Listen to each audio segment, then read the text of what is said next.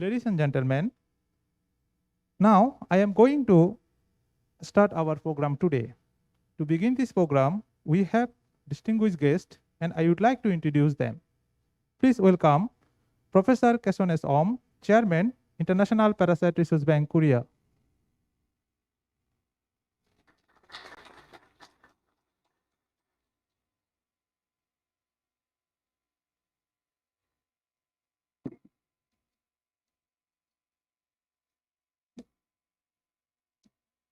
Excellencies, honorable guests, distinguished delegates, colleagues, and ladies and gentlemen, a very good morning. It is indeed a great honor and a pleasure to welcome you all to the second Symposium of International Parasite Resource Bank. Chungbuk National University headquarters, a central place of Republic of Korea, where the iPRB was born and is going to the mecca of parasite resources for research and bioindustry on the globe.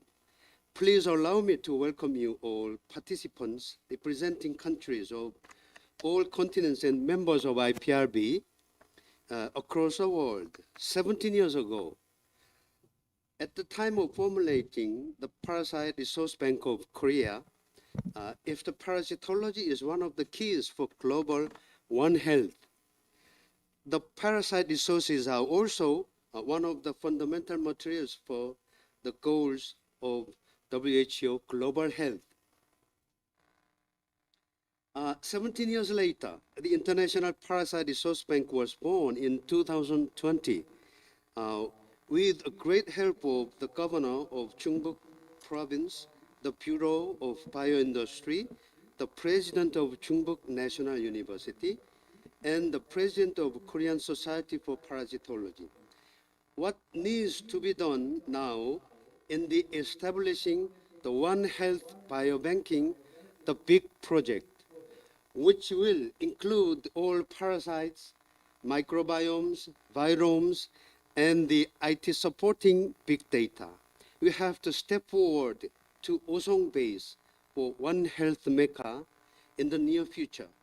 This iPRB Symposium will serve as an opportunity to share and exchange such experiences in the light of post-corona pandemic.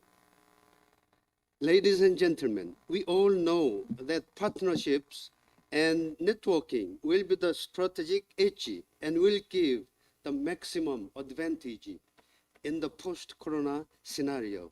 Today, the world requires multiple and diverse forms of partnerships and synergy among key iPRB players and all our colleagues.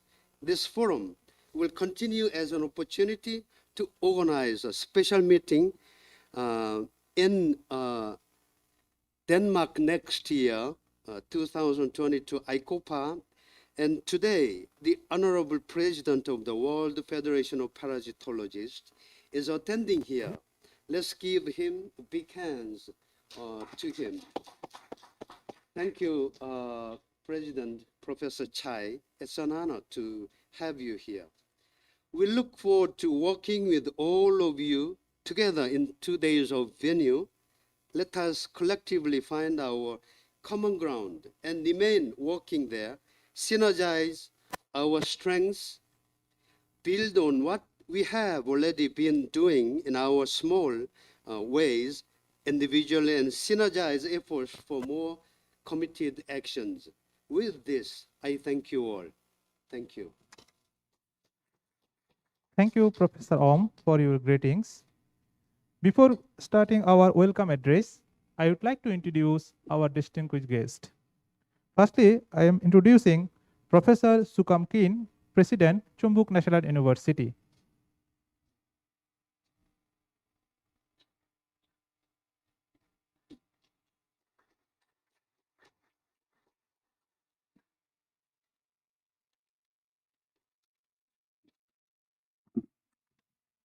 안녕하십니까. 충북대학교에서 개최되는 제2회 기생생물 자원 국제 심포지움에 오신 여러분들에게 환영 메시지를 전하게 되어 기쁘게 생각합니다. 이번 심포지엄은 기생생물 및 바이오뱅킹과 관련된 세계 각지의 보건 문제를 심도 있게 다룰 것이며 다양한 국가의 과학자들이 한자리에 모여 그들의 지식을 이야기하고 전파할 것이라고 들었습니다. 기생생물자원 국제 심포지엄은 앞으로도 전 세계적으로 관련 의료 및 생물학 분야의 발전에 중요한 역할을 할 것입니다. 과학자들이 서로 만나고 아이디어를 교환하며 학문을 초월하여 전 세계의 과학자들이 공동 연구 프로젝트를 계획할 수 있는 좋은 기회가 되기를 바랍니다. 이 중요한 학술의 장을 마련한 조직위원회 위원님들께 경의를 표하고 싶습니다. 또한 지식과 경험을 공유해 주시기 위해 모인 모든 연사분들에게도 감사드립니다. 그리고 축하해 주시기에 참석해 주신 델로아르 호사인 주한 벵글라데시 대사님께도 감사를 드리고 늘 도와주시는 도의 맹은영 과장님과 또 함께 오신 과장님께도 감사의 말씀을 드립니다. 다시 한번 2021년 iPRB 심포지엄에 참가하기 위해 저희 충북대학교를 방문해 주셔서 감사드리며 유익하고 값진 경험을 하시길 바랍니다. 감사합니다. 네, 고맙습니다.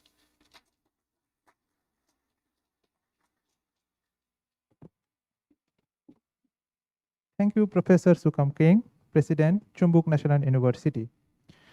Now, I would like to request for welcome address Kyong Chehyo, Chumbuk Province.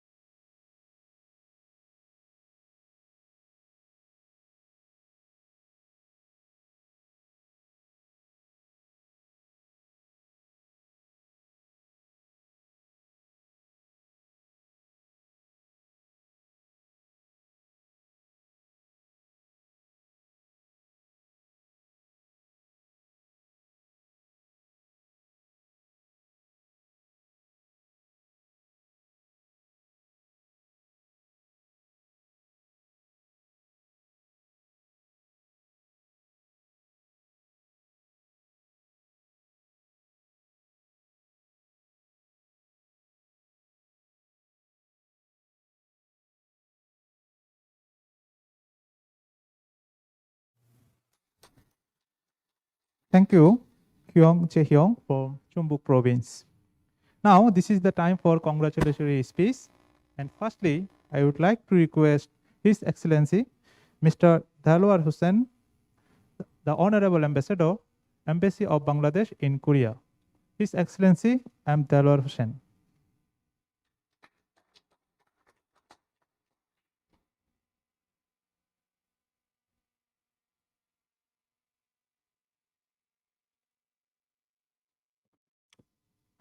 Honorable President of Chumbuk National University, Professor Yon, Chairperson of International Parasite Bank, respected resource personnel, this message at the very beginning of the event. I would like to, first of all, I would like to congratulate the organizers of this event for this courageous and very important initiative. Bangladesh, in my country, parasite remains a matter of major concern in public health. And I understand in many other countries, parasite is a matter of great public health concern. And I am happy to learn that Professor Ion and his institution has been making tremendous job to contain the negative impact of parasite all over the world. And I would also like to thank President of Chumbuk National University for hosting this important institution within his university campus. And I would like to equally thank Chumbuk provincial administration and also the relevant health associations in Korea for their important support to this initiative aiming at eliminating the negative impact of parasite all over the world. It is indeed a commendable job. And I would like to congratulate the organizers for arranging the second edition of this international conference. I strongly believe this will provide a unique opportunity for networking and sharing of expertise and experience to foster a deeper synergy and deeper international cooperation to contain parasite-related health menace. And I strongly believe through our collaborative effort, joint efforts, we can address our common concern in the globe. And I am happy to note that the institution, the International Parasite Resource Bank, led by Professor Young, has already fostered considerable engagement and collaboration with Bangladesh. And it is a matter of pleasure for me to see some Bangladeshi research personnel working here with the institution of Mr. Yom. And I am also pleased to note that Mr. Yom is going to take a high-level delegation to Bangladesh to foster a deeper collaboration with Bangladeshi institutions.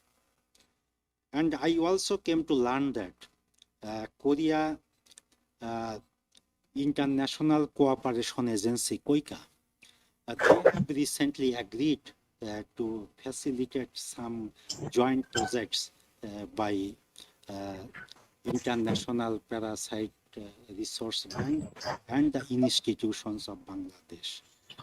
This has laid the foundation for a new dimension of cooperation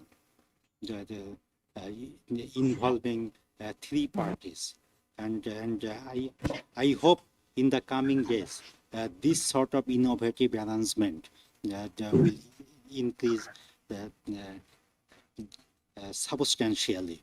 I also would look forward to even deeper engagement of Sumbok provincial administration in collaboration between Professor Yom's institution and the institutions in Bangladesh. So I would like to conclude wishing a big success to the second International Parasite Bank Resource Symposium 2021. Thank you very much. Thank you for patient hearing. Thank you, His Excellency M. Dalwar Hussain, for his thankful speech. It is our honor to have you in this occasion. We hope that with your cooperation, International Parasite Resource Bank can continue their good work in Bangladesh. Now, I would like to request Professor Chung Il Chai for his congratulatory speech.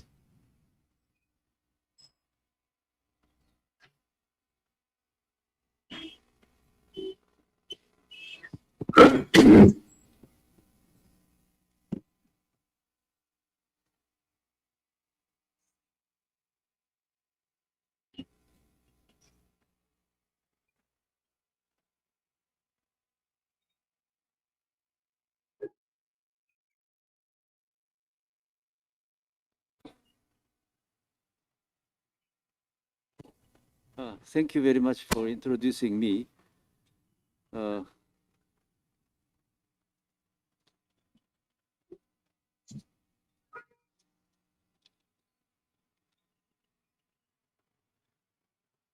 morning, honorable guests. Professor Sugap Kim, President of the Chungbuk National University, Professor the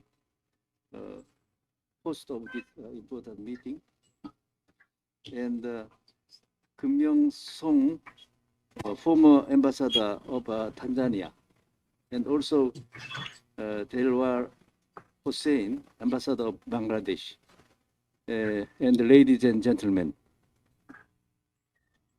I am very happy to give a congratulatory address at this second International Parasite Resource Bank seminar, shortly iPRB Symposium 2021. You know that parasites and the human parasitic disease are not so much decreasing around the world. However, people's thinking and attention on the parasites and the parasitic disease are becoming less and less. So most of the diseases are neglected from the public health points of view.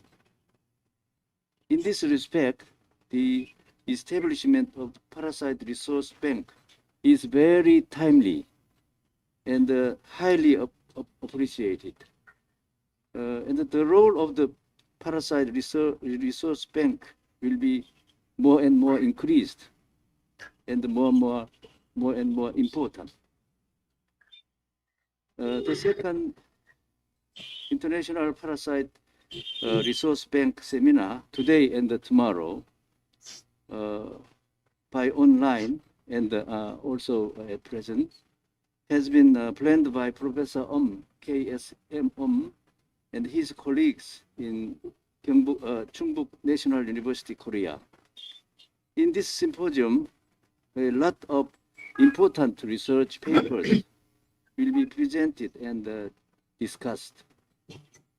On behalf of the World Federation of Parasitologists, I would like to very much congratulate this highly important international symposium. And in the plenary session, myself will present on the biodiversity of minute human intestinal flux in Asia and also around the world. A history of parasitology in Bangladesh will be presented by Professor Khanam from Bangladesh. In the following sessions, many important research papers will be presented. I strongly hope that this online international seminar bring about fruitful results. Please overcome this COVID-19 pandemic disaster and keep yourself healthy and have happy days, please. Thank you very much for your attention. Thank you, Professor Chai, for your congratulatory speech. Now, this is the time to listen congratulatory speech from Kim Myung-song, His Excellency, former Ambassador of Korea in Tanzania.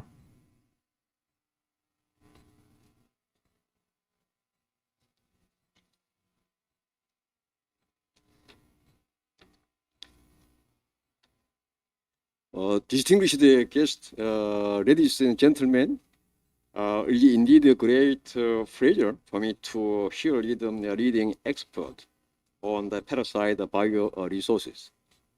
I would like to express my sincere appreciation to all the distinguished participants in second International Parasite Symposium in Cheongju.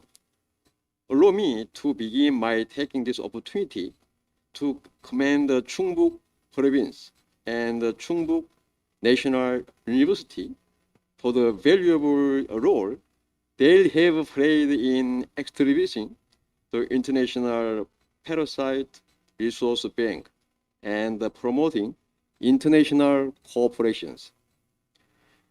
This symposium has grown to become major international forum for discussing wide range of issues and sharing experience and knowledge in the area of parasite biological resources. For the last 2 years since the launch of International Parasite Resource Bank, it has been focusing in effort on providing wide education opportunity for students and professors from developing countries, promoting research on parasite biological resource, and establishing global networks that would enhance access to relevant information and valuable data. As a result, there are International Parasite Research Bank 3 regional branches in Tanzania, Bangladesh, and Thailand. The 4th regional branch will be opened in Algeria in near future. These branches will play an important bridge building role in the development of research networks between International Parasite Resource Bank and overseas biological institutes. I am confident that this symposium will make great contributions in providing long-term vision for making use of parasite biological resource for the benefit of whole humankind by successfully treating global infections, disease, and allergy asthma. All these aspects speak volumes about the need to redouble our effort to further innovative partnership, not only for well-being of our 2 nations, but also to make our respective regions and indeed the world a more healthy place. To achieve our common goal, we need to share our individual expertise and work together in order that International Parasite Resource Bank become science-driven, people-centered, and inclusive worldwide platform for parasite bioresource management. I wish you all best in your novel endeavors and look forward to your continued contribution and dedication to International Parasite Resource Bank. Thank you for very much. Thank you, His Excellency Gu Myong-sung, for his talk. And finally, I would like to request M. Teresa Galan Pusades from University of Valencia for her congratulatory speech. I am pleased to extend my warmest congratulations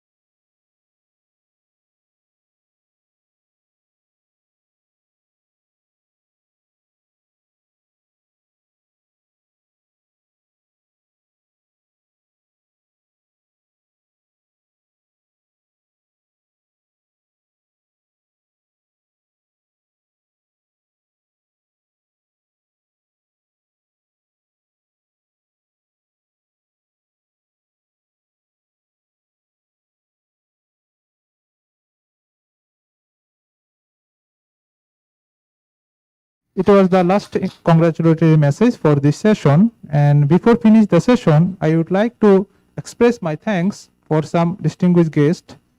Myung Yeon Young, Head, Bioindustry Bureau, Chumbuk Province. I also would like to say thanks Professor Un Muk Sun, Gyeongsang National University. Chongkil, Team Leader, Bioindustry Bureau, Chumbuk Province, Korea. And Shishyong Bo, CEO, Cocoon Company.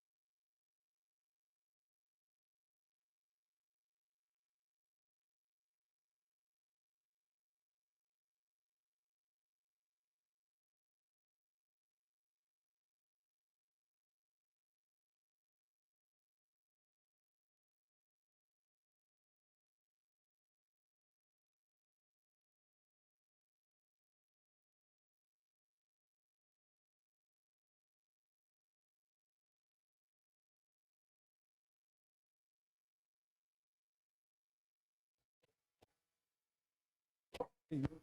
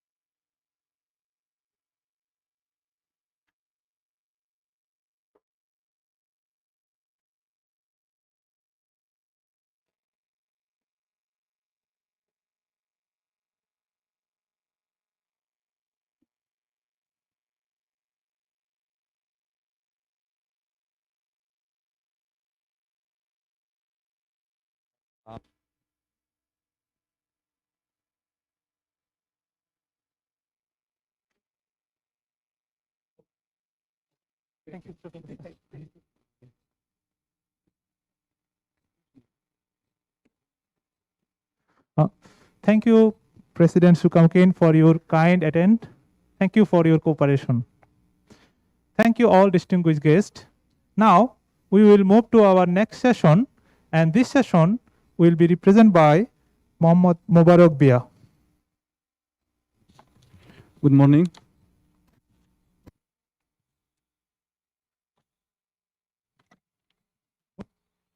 Good morning, President of Korean Parasitology Society, Professor Chai, Mr. Ambassador of Bangladesh in Korea, President of Parasitology Resource Bank, Professor Om.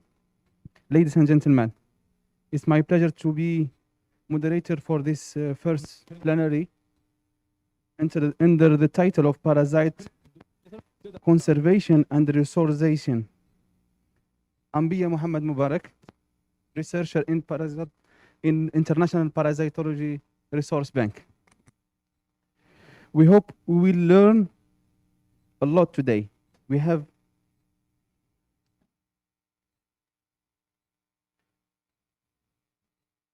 to be in this program. We were pleased to have Professor Chai to deliver the subject of biodiversity of a human intestine fluke in Asia. You are welcome, Professor.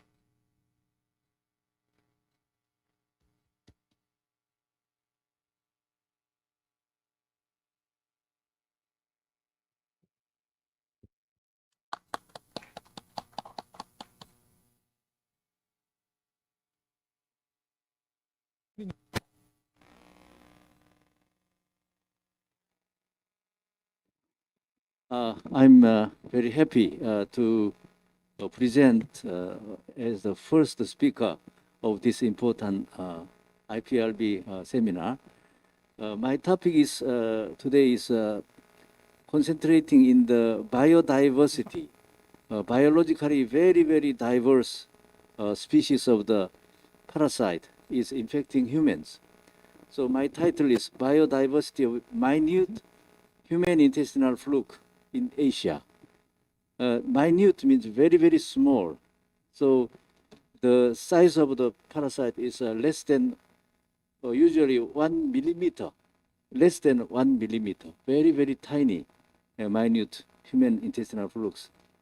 A lot of species I will introduce. Okay, thank you. Minute intestinal fluke, I would like to exclude echinostomes. Echinostomes is, although they are intestinal fluke, but the size of the parasite is quite big, sometimes bigger than 1 centimeter, or sometimes 5 centimeter, very big. So exclude them. And about 50 species are known to infect humans among the minute intestinal fluke. Among them, the diversity is like this: 1, 2, 3, 4, 5. More than 5 family of the parasite is involved. For example, Heterophyidae is the most important species, and many species are involved. And the Recitodendrid, Gymnophilidae, Plagiorchidae, the Neotyphlostomidae, and some others also.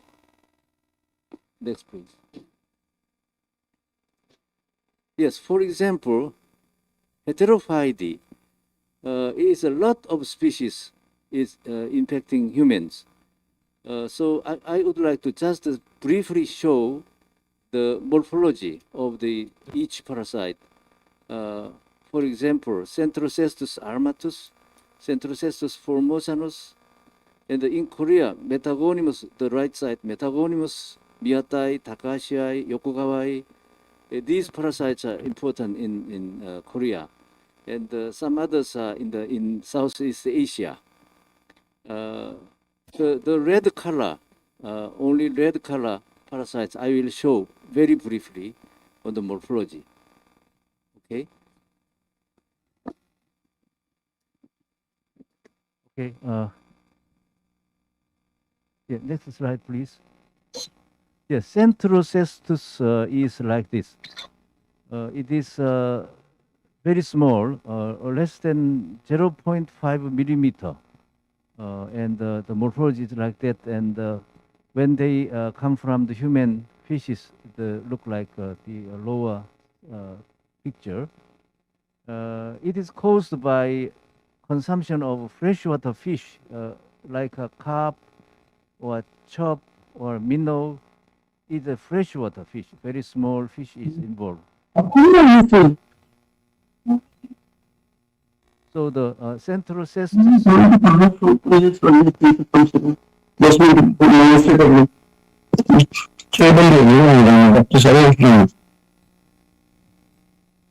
Centrocestus formosanus and armatus is 2 species are involved in many countries like Taiwan, China, Korea, Japan, Philippines, India, Hawaii, Mexico, Thailand, Laos.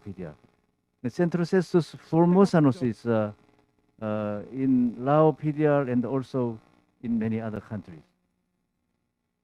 Okay, next one, please. This is Centrocestus formosanus adult worm. Adult fluke is the left side, and the right side is the larva. Larva is a immature trematode and having cyst wall in the fish, the flesh of the fish. So if the human is eating the infected fish, then the human can be infected. Next one, please. And next genus is Haplorchis Taichuai, Humilio, Yokogawai, Pluralophosurca, and Vanissimus. The Pluralophosurca was reported in Egypt, so it's not Asia, but that's the for some others don't have parasite. Very diverse. Next one, please. For example, in Laos PDR, we tried to worm collection after anti-helmintic treatment and purging of some infected residents of the riverside areas, localities. For example, Savannakhet, Vientiane, the Saravan, the provinces, they showed Haplocris titri, more than 2,977 worms.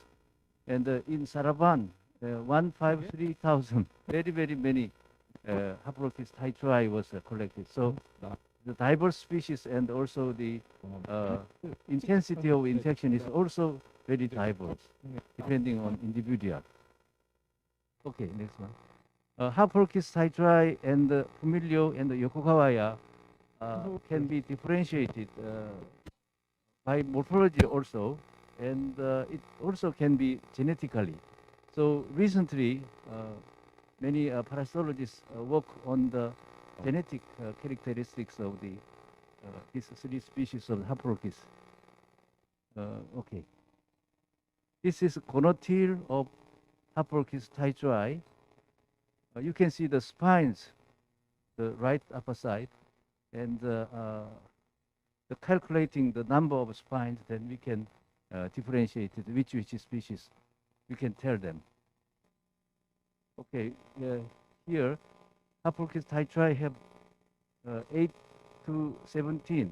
The average 14 spines on the gonotile. Humilio has much more number. Haplocris Yokogawa is cannot count, so numerous spines are there. So we can morphologically differentiate the species. And of course, we can differentiate it genetically also. This is the example of fish intermediate host sold in a local market in Laos. Different kinds of fish is second intermediate host of the Haplocris species. Okay. This again showing the different morphology of the spine, Haplocris titri, Yokogawai, and Humilio. Okay. This is a kind of a food, traditional food in Laos and Thailand. The right upper side, that is the fermented fish dish. So it is fermented more than 1 week or 2 weeks. Then the fish is completely fermented, and then the people like that kind of local fish, local dish. And the left side is a kind of in Korean is similar to in Korean name bibimbap, 생선 bibimbap like that. So that is the important source of infection with the Haplocris. Okay, in Korea, we have a lot of species distributed in the many numerous areas of the locality. Has the minute intestinal fluke. Many species are involved like that. Okay. Species of intestinal flukes reported from South Korea, which was reported in the year 2002. Myself and Professor Lee, we estimated the number of human infected cases, patients, Metagonymous Yokogawai, like 120,000 patients we estimated to be present. The Metagonymous Miatai is 100,000 cases reported. Like that, many species was found. Next is Metagonymous. Metagonymous, important species Yokogawa-ai, Miyata-ai, and Takahashi-ai. This kind of metagonymous is present in South Korea, Japan, China, Taiwan, and Russia. In Korea, 0.5% of the nationwide or national fecal egg positive rate. But particularly in some riverside areas like Tamjin River, 37.5% of prevalence was reported. And also in Bosong River, 25.2% prevalence was reported. So depending on the areas, the prevalence is also very diverse, and involving species are also very diverse. Next one. This is the metagonymous worms. Maybe many, more than 10,000 worms expelled. Only the size of the worms is very small, less than 1 millimeter, and a lot of worms are gathered here. Okay. This is intestinal mucosa of a mouse infected with metagonymous Yokogawa experimentally. The experimental infection showed the change of the mucosal tissues like villus atrophy and crypt hypoplasia. And in some cases, like immunosuppression, the deeper invasion occurs, so that the pathological changes may be more severe in these cases. Okay. This is to show the intermediate host is a sweet fish, common, very popular, but in only some areas like eastern coastal areas and also southern coastal areas, the sweet fish is produced. The fisherman is very happy to have a two sweet fish together at one time. The fishing, fond of fishing then. This is one restaurant selling the raw fish of the sweet fish.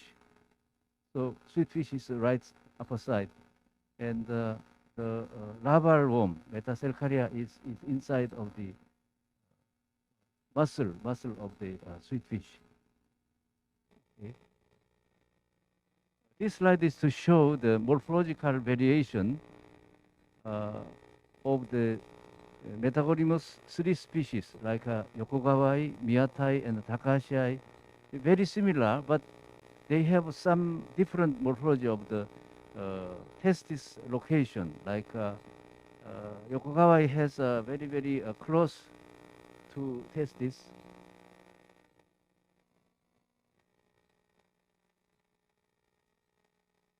Okay. Metagonymous Miyata-ai has two testes separated together, and the metagonymous Takahashi-ai also two testes is separated. Whereas Yokogawa has a close together, so it is a morphological difference. Next one, please.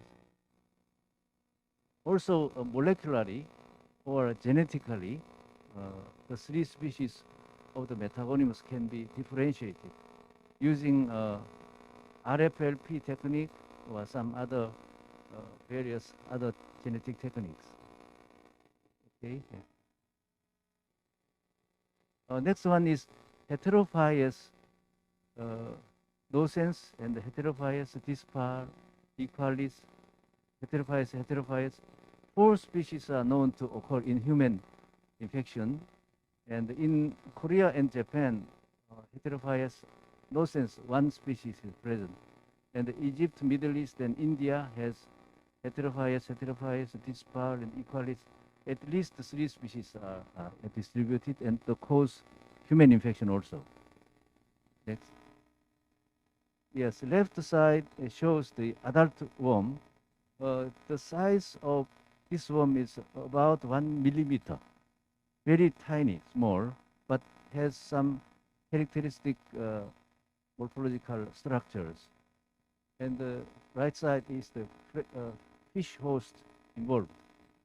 The upper one is a mullet, and the lower one is a perch, having the metacercaria like that. In the year 2000, myself and the Korea Association of Health Promotion conducted a survey on the many islands of the Korean Peninsula. 45 islands we visited and collected the stool of the residents and found that the residents are infected with heterophyes nocens and Pygidiopsis jumma. It is two minute sized parasites infecting humans in the islands of the Korea. Next one. This is to show heterophyes. It was collected from a Korean man, but he visited the Middle East, particularly Saudi Arabia. In there, they ate mullets raw or undercooked state, and then they were infected with this species of the heterophyes. Also, heterophyes dispar, the same reason, and they ate the mullet fish from the red coast, red coast. Yeah. Okay. Next one is a Heterophyopsis. Heterophyopsis continua. This species has been found in South Korea and Japan. No other localities have this parasite. So this is very unique in South Korea and Japan. Next one. This is the worm. It's quite long in the morphology, and the right side is the metacercaria. It is the larval worm in fish host. Procerobum has two species, Procerobum barium and the Procerobum calderoni. This species, a lot of countries have reported this, and in Korea, we also have a Procerobum barium, one species. That's one. This is the slide to show metacercaria and adult worm of the Procerobum. This is from Vietnam. Professor Son, he worked on this parasite. Next one. Pygidiopsis. Today I'm showing just the biodiverse the characteristics of the intestinal fluke. So lot of species occur, and names are difficult to remember or repeat. Pygidiopsis jumma and Pygidiopsis genata, the two species are involved in human infections. Pygidiopsis jumma is only from South Korea and Japan, unique. But Pygidiopsis genata is just from Egypt and the Middle East. It is also specific to locality specific. Next. This is the morphology of the adult worm and the metacercaria. Next. Stellanchasmiasis is Stellanchasmus falcatus. One species is involved in human infection. South Korea, Japan, Thailand, Vietnam, and Philippines have this parasite. Next one. This is the adult worm and the mullet fish involved and the metacercaria. Next one. Dictodoriasis. It is quite rare, very rare species of intestinal fluke. Dictodora fuscata and the Dictodora lari. Two species are only in South Korea and Japan. The human infection also quite specific in Korea. Korean people is infected with these two kinds of parasites. This is the adult worm and the metacercaria. Next one. Okay, major issues for heterophyte minute trematose. The pathogenicity and the virulence are not properly known. So on this, some studies should be done. And diagnostic technique is quite difficult because of the similarity of the eggs in stool. So the parasitologists have difficulty in differentiating the species of eggs which appear in the stool examination. So, for example, genetic technique or immunodiagnosis, some other kinds of techniques should be improved. And the prevalence and worm burden should be properly estimated. And the prevention and control measures should be implemented. Okay. So I move to the second topic, Lecitodendrid. So not many species are involved in this family. Only just two or three species are involved. Next one. Lecitodendrid, just Prostodendrini and Phaneropsilini, two subfamilies are involved. And the next one. Yeah, this is two species. One is Prostodendrium Uhlencampi, and another is Phaneropsilus bonnei. These two species are very similar to each other, and it is Lecitodendrid. We call it Lecitodendrid fluke. In Korea, we don't have this species, but in Thailand and Laos, they have this species because the intermediate host, they have a traditional habit of the eating. Intermediate host like this one. It is the larva of the dragonfly. Next is, yeah, this is the larva of the dragonfly, which lives in the water, and after then they grow, or they become the dragonfly. Next one. Okay, this is the larval form of the dragonfly.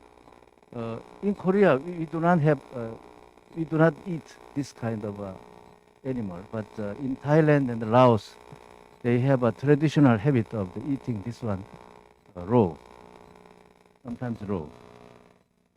Okay, another species is the Gymnophalidae. It is specific in Korea, and only one species involved. Next one. Gymnophaloides seoi. This is involved as a human parasitic infection only in South Korea. We have an endemic area, highly endemic area in the southern part of Korea, like Sinan County. In Sinangun, we have a highly endemic area, like people, about half of the resident people have infected. Eating the intermediate host is very surprisingly, it is oyster. Next one, please. Next one. This is the worm, and next one. Yeah, okay, next one. Oyster is not appearing. Okay, next one. Next. This is the endemic areas in the Sinangun, in front of the Mokpo city, Jeollanam-do. The red color has the highly endemic areas. Okay. Yeah, this is the showing the oyster infected with the metacercaria of the Gymnophaloides seoi. You can see the red color arrow showing the presence of the larval worms, whitish areas.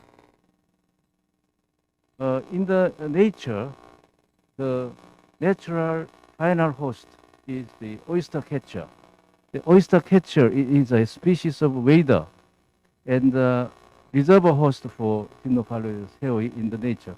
They eat the oyster raw, and they become infected, and they lay eggs in the fishes, and they come to the marine water, and also oyster is infected again.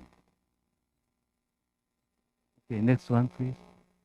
It is interesting to know that the mummy's intestine, which was found it is mummy from the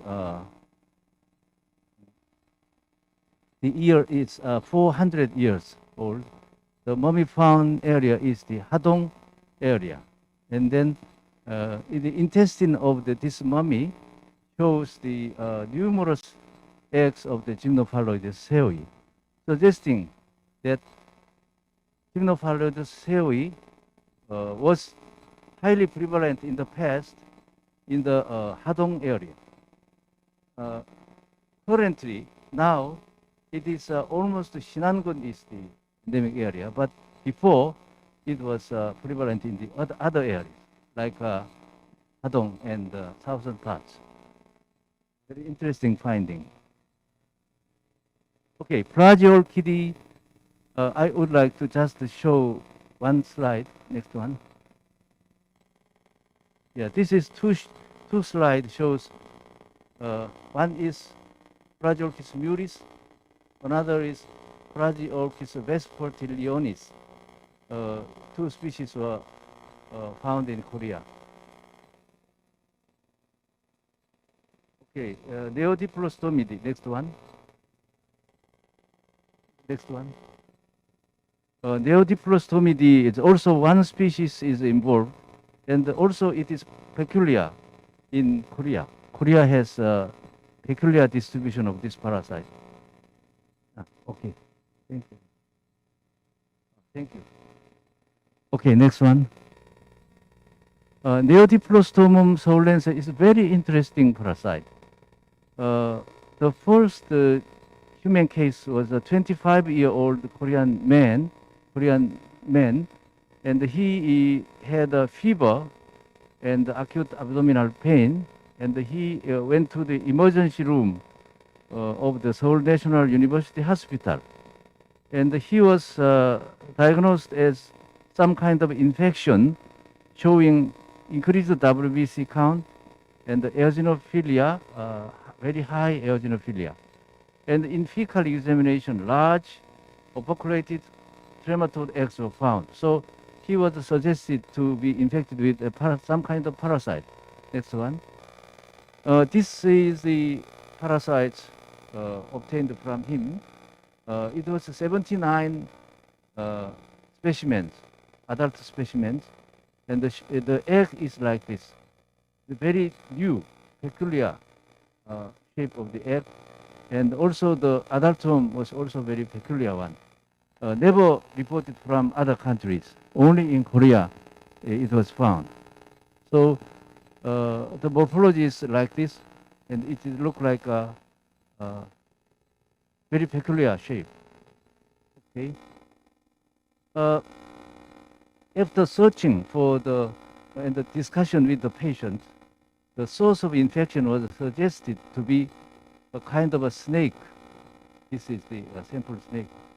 Rhabdophis tigrina now has been confirmed that the paratenic host for Neodiplostomus soulense. Next one. Yeah, showing the metacercaria, numerous metacercaria under the skin of the snake. And this is one larval worm, which will become adult worm in the human intestine, and also in the rats and some other field mammalian hosts. Okay.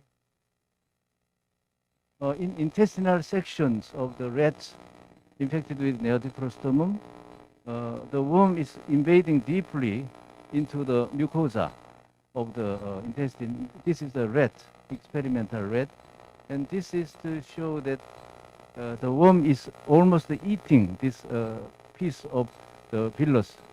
So the young man may have a very severe abdominal pain because of the abdominal destruction, mucosal destruction by the worms. Next one. This is the second intermediate host in the nature.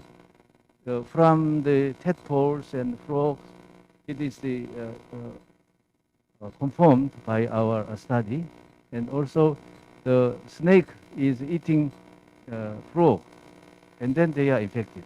The human is infected by eating snake, but not probably tadpole or frog.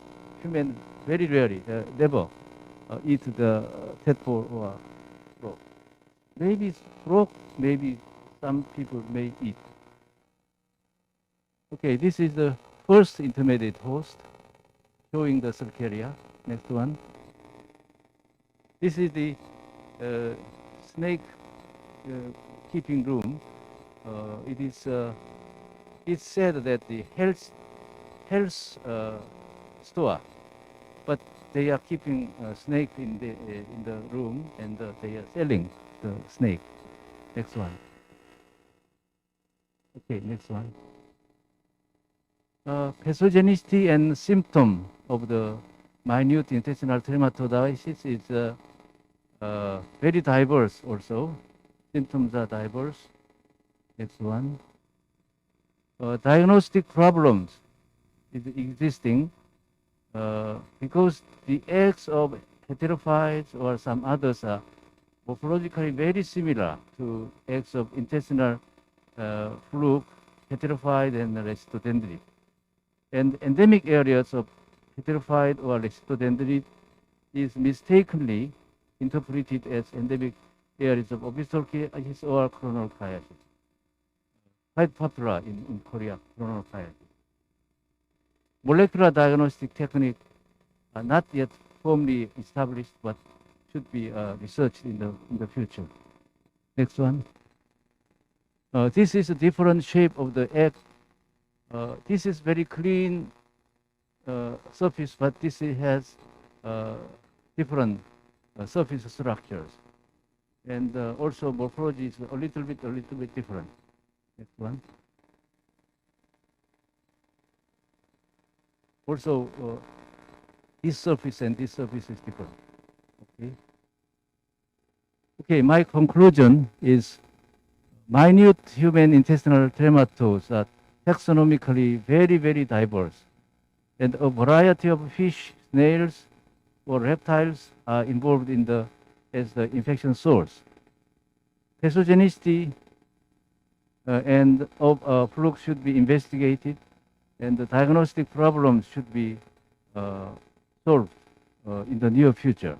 And also the prevalence of this kind of minute fluke in some areas are not well known. So in the future, the prevalence should be investigated also.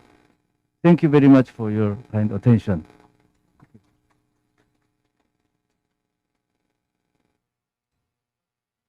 Because he is one of the leading scientists in the field of intestinal trematodes, and very surprising that the human only has 50 species of intestinal trematodes, and it shows real diversity. And in the conclusion, you say that we need to find out some pathogenic species also. Some examples can you give us? Pathogenicity? Yeah. For example, the last one, Neodiplostomum soulense, it can destroy our intestinal mucosa and make very severe abdominal pain. And when we experimentally infected the rats, then the rat finally died. Oh. So, but human may not be, but if the human is very highly infected with more than 10,000 worms like that, we don't know what it happens. So in rats, the rat have a intestinal paralysis, like a paralysis. So the intestine does not move at all, and the food intake has difficulty, and the digestion has problem, and even the rat has they becomes not capable of the sexual maturity. So testis and ovary is well necrotizing. Oh. So very much pathogenic And also I've heard about some species related to diabetes, Yeah, gymnophalloides. gymno. That was found in some diabetes patients. Mhm. But it is difficult to experimentally prove because we need an animal host as big as human, because the pancreatic duct is very small in mice or rat, is different from humans. So the pathogenic events occurring in humans is difficult to reproduce in animal infections, unless Oh. we use a very big, like a monkey or some other animal are used. So it Regarding is the difficult. gymno, I'm very much surprised that 400 years old Oh, mummy's intestine, yes, yes, you identified the gymnophaloides soi. yes, yes. Was it possible only by morphology? Yeah, it is very good question, and I think Professor Shin and Seo, they were doing that research, and I would like to ask them whether they could be do genetic studies on that. Mhm.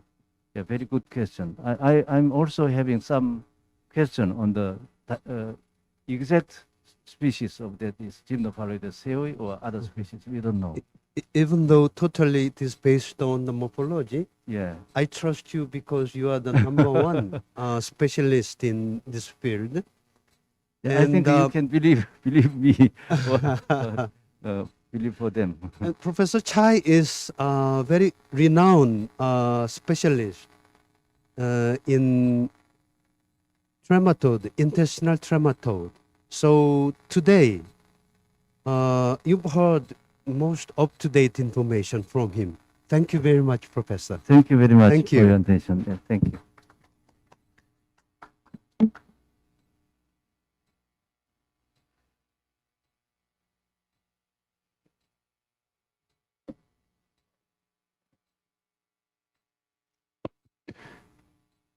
Thank you very much, Professor Chai, for your wonderful presentation. Our second guest, Professor Hamida Hanem. She will present her presentation under the subject of history of parasitology and parasite resource in Bangladesh. You are welcome, Professor Hamida Hanem.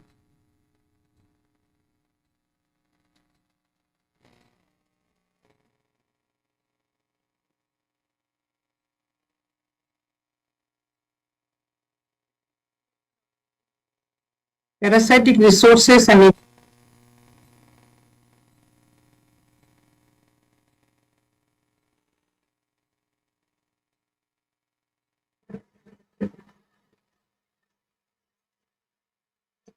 present situation of diseases, parasitic resources and impact of COVID-19 in Bangladesh.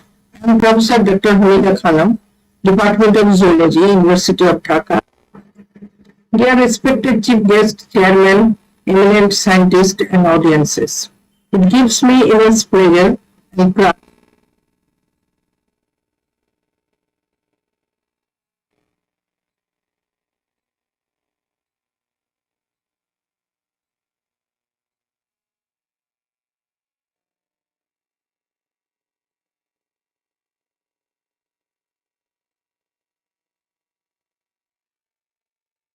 that the organizing committee of iPRB Symposium and university faculty has invited me as keynote speaker in today's symposium. I extend my heartiest gratitude to you because it is a matter of great honor for me. History of parasitology in Bangladesh. Parasitological research in Bangladesh dates back to at least 80 years. Initially, emphasis was given on veterinary and livestock host, along with vector-borne diseases, principally malaria. Research works on fish parasite started only in the early 50s, initially with freshwater fish parasite, and this was followed by parasitological work on public health. Sources of parasitic diseases. Some of the parasites are associated with severe morbidity and often resulting in mortality, such as amoebiasis, giardiasis, ascariasis, ankylostomiosis, and vector-borne diseases are among the most common parasitic infections in Bangladesh. All these are closely related to low socioeconomic status, poor sanitation, inadequate medical care, and absence of safe drinking water supplies. Infections are mostly common among children, where they are perpetuated by contamination of soil with human feces and the use of untreated human feces as fertilizer. Diarrheal diseases. Diarrhea is a major public health problem worldwide, especially in children. 1 in 10 child deaths results globally from diarrheal diseases, resulting in a big number of fatalities annually, most occurring in Africa and South Asia. In South Asia, diarrhea occurs for 26.51% of childhood deaths, with a peak incidence in their early years of life.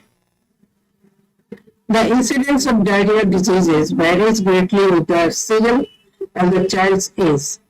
The rate is highest in the first 2 years of life and declines as a child grows older. In Bangladesh, 1/3 of the total child death burden is due to diarrhea. Every year, a rural child suffers on average from 4 to 6 episodes. Diarrhea diseases caused parasites. Cryptosporidiasis is a frequent cause of diarrheal disease in humans. Infection is acquired by the orophycal route, and Cryptosporidium has been recognized as the cause of large waterborne and foodborne outbreaks of gastroenteritis. Patients with diarrhea that may last for several weeks to months. Cryptosporidium infection occur mostly in children younger than 5 years of age. This is the graph for diarrheal diseases and the parasites Pentamoeba stollitica, Giardia lumblia, and Cryptosporidium. It is clearly evident that the parasitic infections among the slum and rural children are still much higher than those of the developed and urban areas. Among human intestinal parasite, soil transmitted helminths (STH) have great public health consequences because of child morbidities. The contamination of vegetables by parasites has also long been established. Each year, an estimated 2.5 billion cases of diarrhea occurs among children under 5 years of age. In Bangladesh, the prevalence of intestinal worms is high, both in poverty, illiteracy, congested living, lack of health education, and rural and urban areas. And in the environment, has all the criteria for transmission of infection from host to host. Low socioeconomic condition, inadequate sanitation facilities, practices, ignorance are all conducive to wide prevalence of the intestinal infection. Malnutrition in Bangladesh is a major problem in public health, and Bangladeshi children suffer from moderate to severe pain. Intestinal parasites are extremely common among malnourished people, especially in young children. Among 100 malnourished children, stool microscopy showed intestinal parasitic infection among 70%.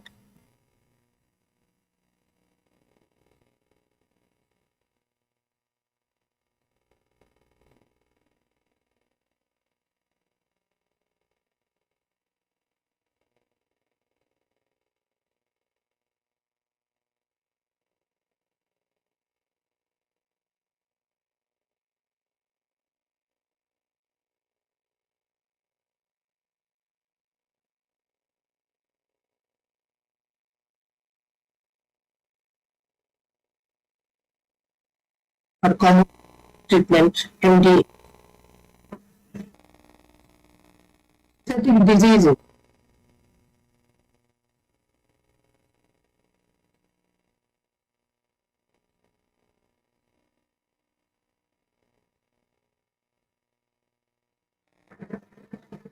Parasitic diseases. These are the all parasitic diseases in Bangladesh. Ascariasis, hookworm, then malaria, and etc. Control of parasitic infections. The contamination of the soil with elements is an important public health problem with risk of transmission to the man. Control and possibly eradication of geohelminth infection are with mass treatment (MDA) by using suitable anti-helminthic drugs, improved sanitation, especially basic hygiene practices at home and in school. Awareness creation and health education, good nutrition are commonly as well as universally advocated. There are some other factors also responsible for high geohelminth infection. And these are the nail cutting practices of the children, then washing the hand after defecation, then distance of the toilet from the other rooms and kitchen, the type of latrine, open or closed. These are the basic factors are also responsible for infestation. And the drainage system, it's open or closed, they are also responsible for this. Polyparasitism causes a significant and addictive problem for host. A considerable proportion of the population is polyparasitized, with more than one parasite and diseases. Multiple parasitic infections are known to have a substantial impact on the physical health, social and intellectual development of the children. Epidemiological investigations have impact are essential on the design and implementation of control of strategies by policymakers.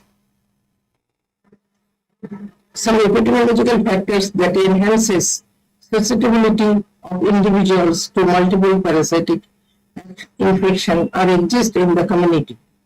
For control and eradicating the threat of polyparasitism, mass chemotherapy are among the effective measures.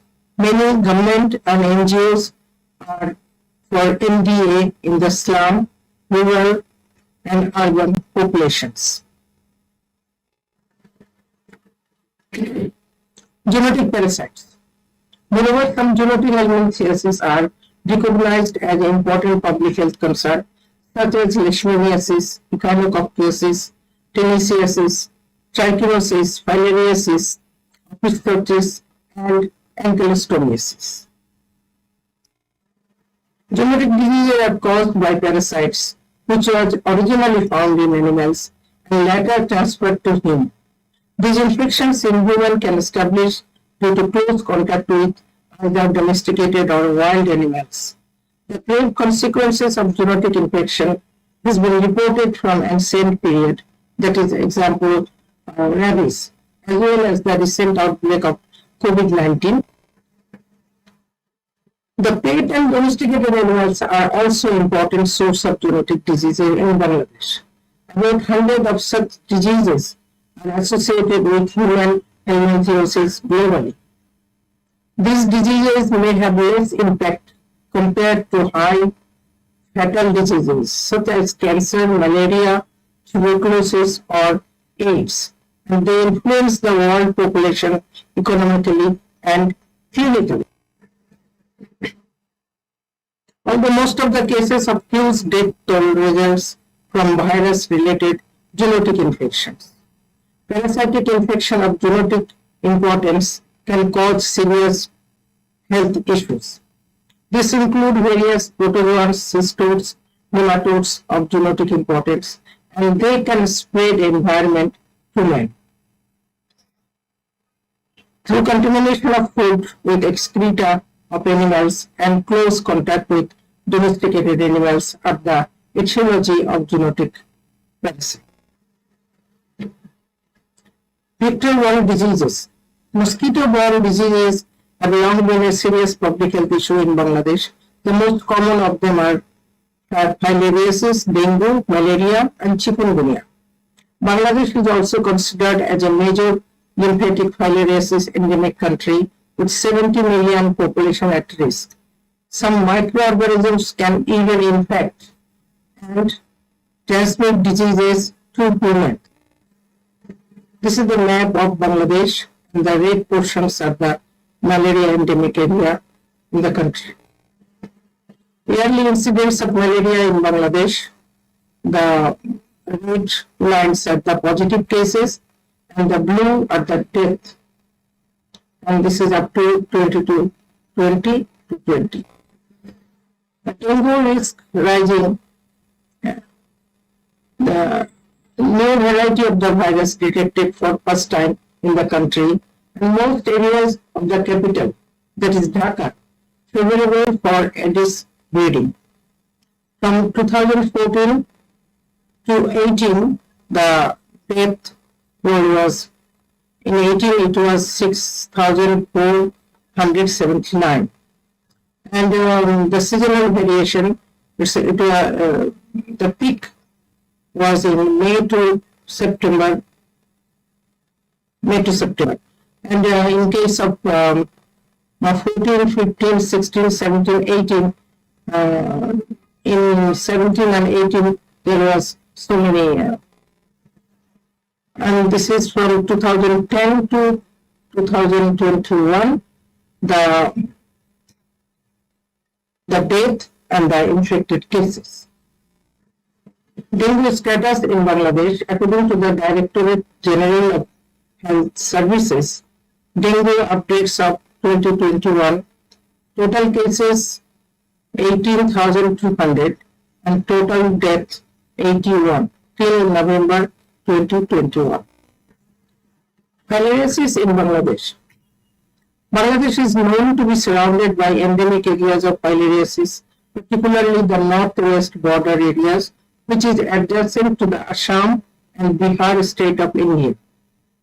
Filariasis is most endemic, especially in northern Bangladesh, from where it spreads silently from one district to another, posing a serious problem of the country. Who estimated the number of people at risk from lymphatic filariasis is 49 million in mainly northwest area of Bangladesh. And it is suggested that there should be a continuous surveillance for detection of the mode of transmission of this disease. Environmental conditions are widely conducive to transmission efficacy. Human factors are also key determinants contributing to the local occurrence of filariasis. The parasite Wuchereria bankrupt, it needs about 90% humidity. In our country, especially in the North Bengal, average 95.31% humidity prevails all the year around.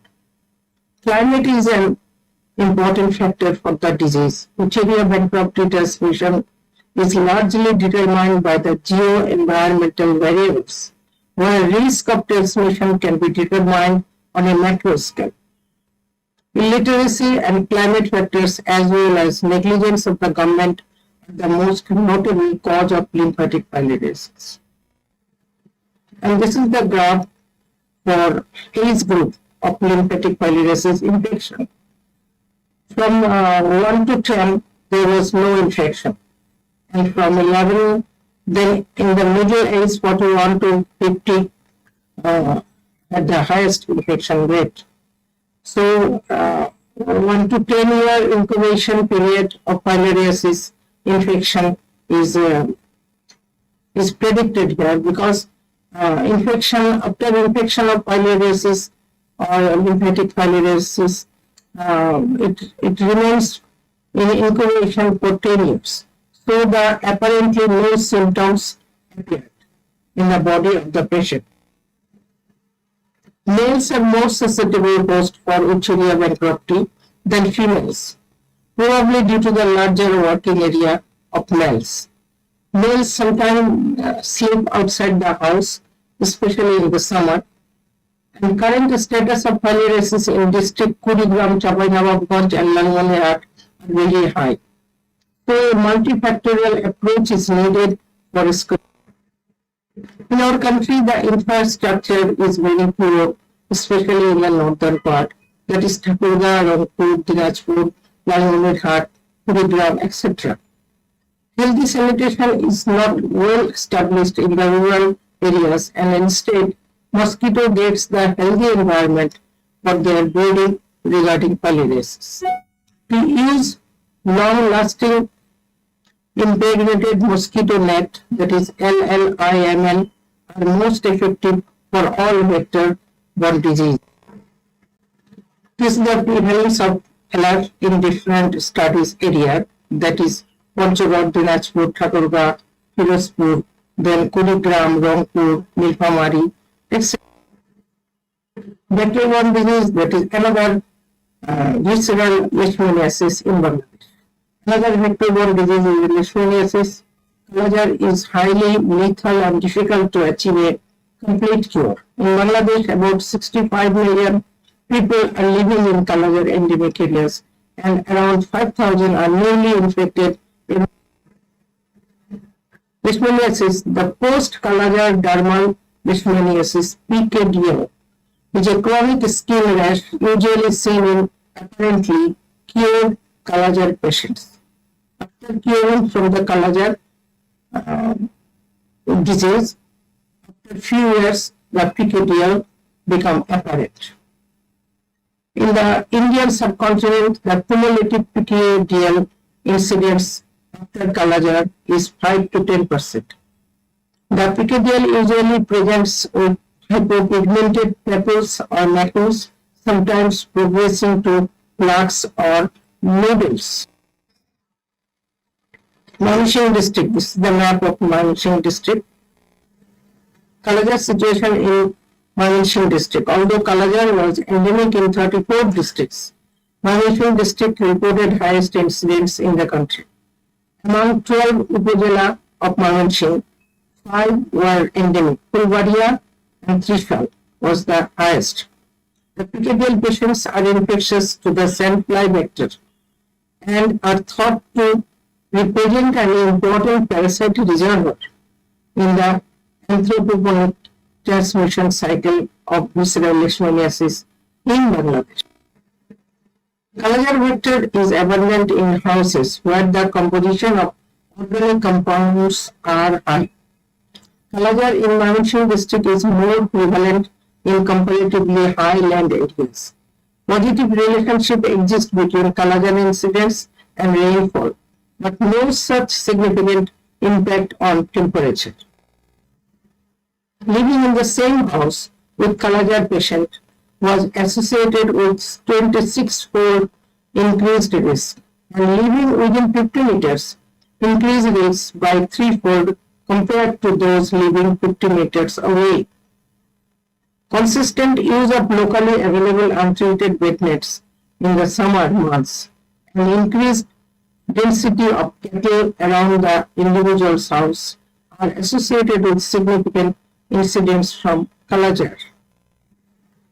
Associated disorders in case of visceral leishmaniasis. There are some double and multiple infection of associated disorders, that is, as for example, leishmaniasis and anemia, then edema, and leishmaniasis and jaundice, hepatomegaly and leishmaniasis, ascites, that is intestinal problem, leishmaniasis and hepatomegaly, splenomegaly. In a study, 106 patients had multiple infection with jaundice, ascites, anemia, edema, hepatomegaly, splenomegaly, etc. Usually, investigation and survey are done among the population with the recombinant RK39 enzyme-linked immunoabsorbent acid, that is ELISA. To eradicate the larvae and eggs of sandfly, the effective herbal way is to spray neem oil solution in the wall, tracks, and in the cattle house. Regular use of LLIMN can give very effective results. Parasitic infection in fish. Fishes are the most important host for maintenance of algae parasite.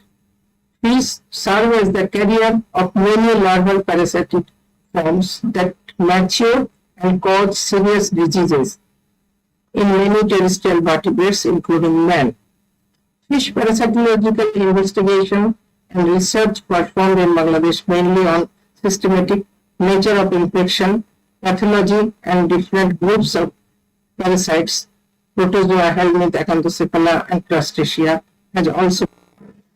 These are the parasitic fauna in Wallaga, in viscous species, in Rita that is marine, and the in viscous the nematode and acanthocephala. Impact of corona in other elements. Vector-borne protozoal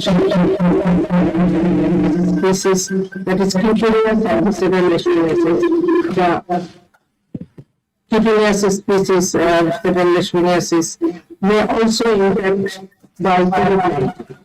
Considering that the population with CB are socially and economically and presents many commodities, and the spread of the pandemic become a concern. Coronavirus infection affecting chronic clinical conditions such as diabetes, chronic obstructive pulmonary diseases, and some cardiovascular diseases, increasing the risk of death. COVID-19, according to the World Health Organization in Bangladesh, the total number of cases and 58,958 and total deaths, that is 27,700 till November 14, 2020. Impact of corona. Corona has close relationship with physical contact, and it is not surprising that there was a significant reduction in the prevalence of ectoparasites during the imposed lockdown. Together, these examples shed light on the different effects that social distancing and lockdown can have on infestation. COVID-19 infection have also been responsible for stopping NTD control programs, especially those related to mass drug administration. NDA is expected to face long-term challenges regarding its successful continuity once measures of social distancing, isolation, and monetary crisis become our newly reality. Unfortunately, countries with high prevalence of NTD have demonstrated the inability to adopt effective control measures to curb the spread of COVID-19. The impact on parasitic entities in the context of COVID-19 is yet to be determined. Conversely, several measures adopted to control COVID-19 may be favorable for fecal oral cyst giardiasis control, taking into account the relevance of the transmission.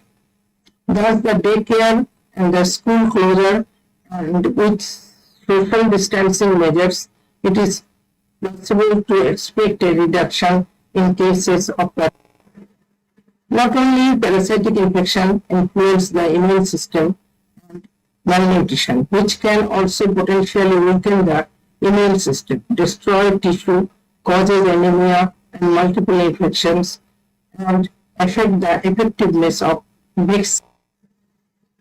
Comparison with symptoms of selected parasites. The general symptom of COVID-19 may resemble a number of other pulmonary symptoms and diseases, some of which can be caused by parasites.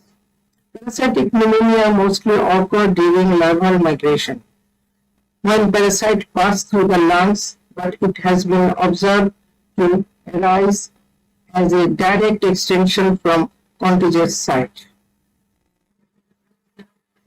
Misdiagnosed parasites. The symptoms sometimes become similar with COVID-19 to other infections, that is protozoa, trematoda, cystoda, and nematoda, and these are the name of the parasites. Comparison with symptoms of selected parasitosis. The parasites in the pulmonary capillaries, such as cases, are manifested as coughing, fever, breathlessness, rapid breathing, and due to the antigenic reaction against the parasites or the mechanical rupture of the alveoli. Moreover, similarly to SARS, intestinal parasites may cause serious and various digestive symptoms, including nausea, vomiting, diarrhea, and abdominal. Conclusion. In my presentation, the present situation and occurrence of different parasitic diseases have been focused with their preventive measures.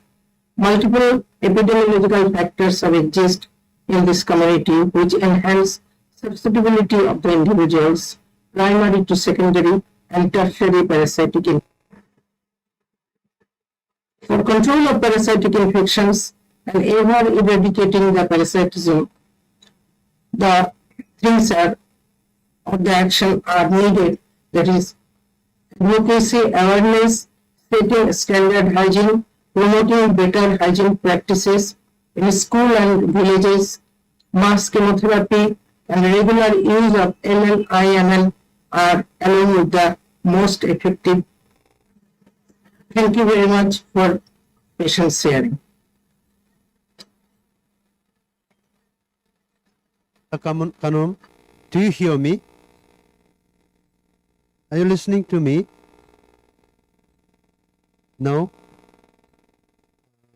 I will open the video and microphone. Do you hear me now? Yeah, I can hear you. Thank you very much.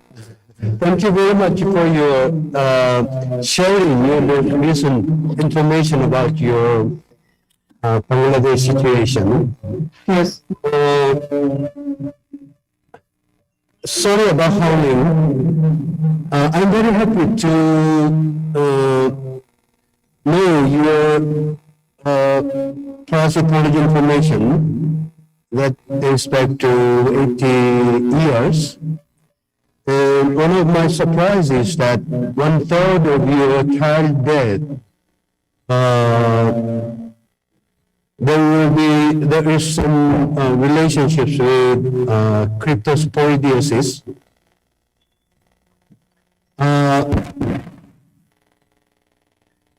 Can I ask a question?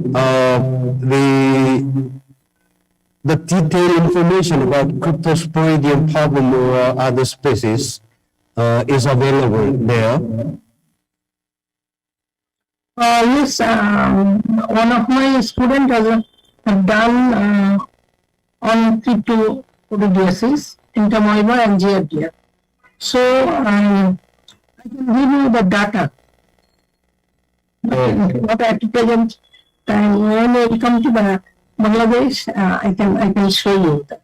Oh, yeah. On the paper, if you need, I can send you the paper, published paper. Thank you very much. Next week, I will visit with my team there, so we'll have a chance to meet. So you just hand the data to me, and if the data is not very much enough, then we can collaborate to get more data among the Bangladesh people. I'm ready to work together. Thank you very much. Yeah, and very sorry about your death due to COVID-19. Yeah. I'm surprised that 27,000 people are dead due to coronavirus. And I really wish you to have a good luck in Bangladesh. And in online, there is Dr. Singla, I think. Dr. Singla is online. Are you available now? If you have anybody who has a question to Dr. Hamid Aksanum, you are welcome by vocal or by text. Anyway, it is possible. If Dr. Singla, if you don't have a question, we are a little behind the time, so thank you very much, Dr. Hamid Aksanum. Later, if we want to get information from Bangladesh, please accept us to invite you again. Yeah, thank you. Definitely. He has a question. Just a moment. Hamida Khanam.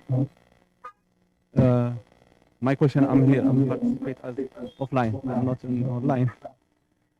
My question, some country they use to diagnostic coronavirus cases through X-ray test. As parasitologist, and my subject with echinococcosis, some abdominal or lung hydatid cyst can diagnostic through X-ray test. When we in some developed country, as I mentioned, they use X-ray as method for diagnostic for coronavirus. In Bangladesh, did some random case I during. cannot hear. Sorry. Please make question. I will send my question through online. Yeah. By text. By text.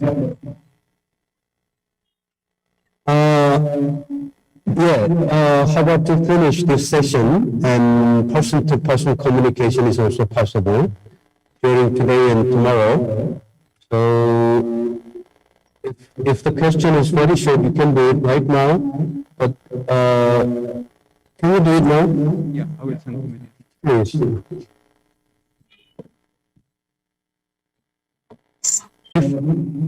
Dr. Tilla, if you can,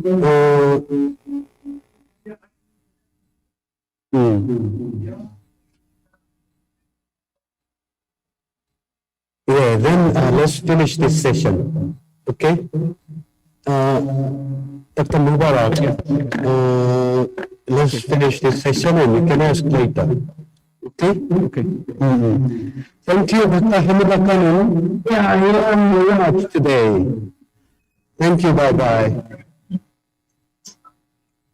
Thank you very much. We'll finish this session. Thank you very much. Thank you very much. See you at 1 p.m. The lunch, we have break time. The next section will be start at 1:30. The next session. See you later. Thank you.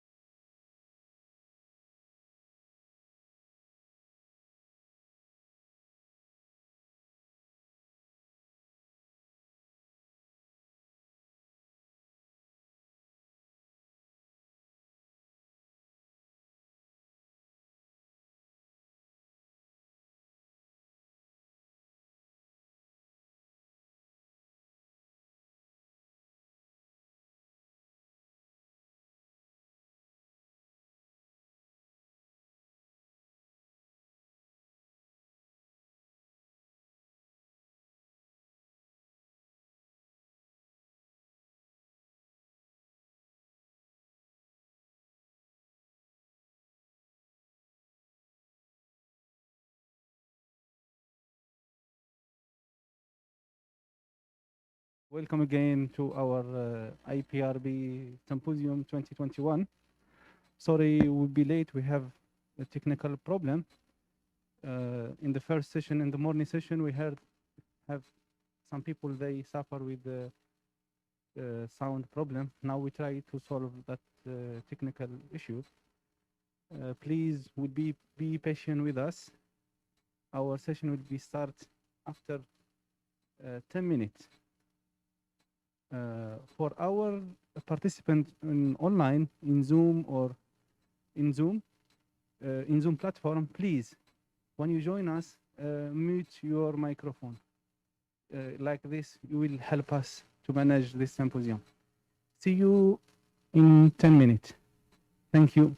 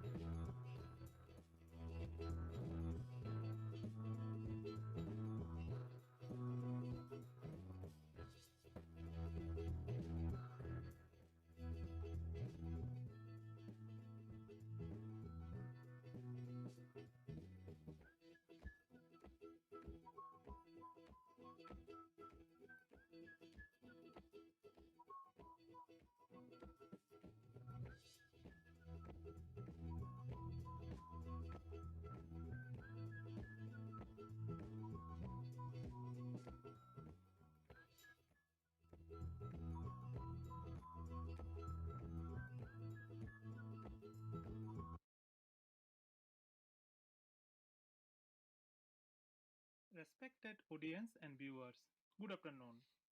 First of all, I would like to introduce myself quickly.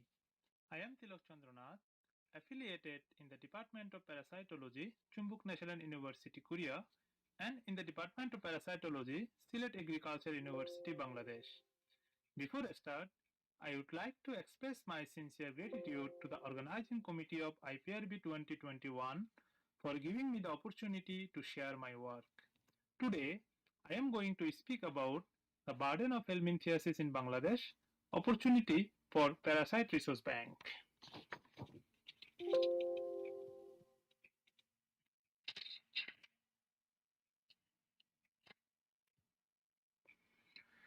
First and foremost, I would like to introduce Bangladesh. Bangladesh is located South Asia and bordered by Bay of Bengal, Myanmar, and largely by India. With over 166 million population, with density of around 1,300 people per square kilometer, Bangladesh is one of the most densely populated countries in the world. Agriculture and livestock rearing are among the main activities.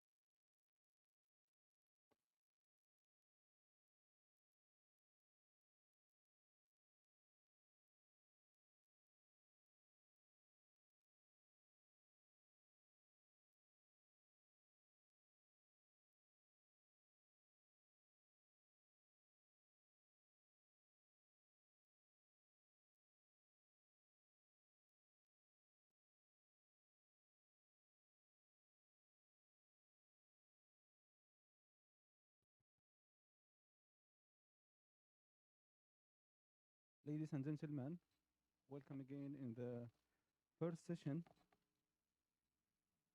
under the title Parasite, Conservation and Resorganization. Yes. In this session, our chairman, President Dr. Dom Midley, for the first presentation in this session, under the title The Burden of Helminthiasis in Bangladesh, Current Effort and Opportunity for Integrated Control. We'll present it with the Dr. Tilak Chandra Nath. Welcome, Dr. Tilak, to present your presentation. You are welcome.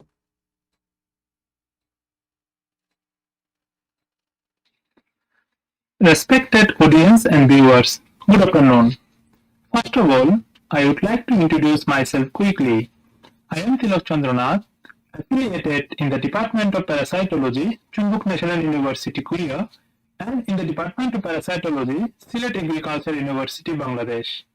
Before I start, I would like to express my sincere gratitude to the organizing committee of iPRB 2021 for giving me the opportunity to share my work. Today, I am going to speak about the burden of helminthiasis in Bangladesh, opportunity for Parasite Resource Bank.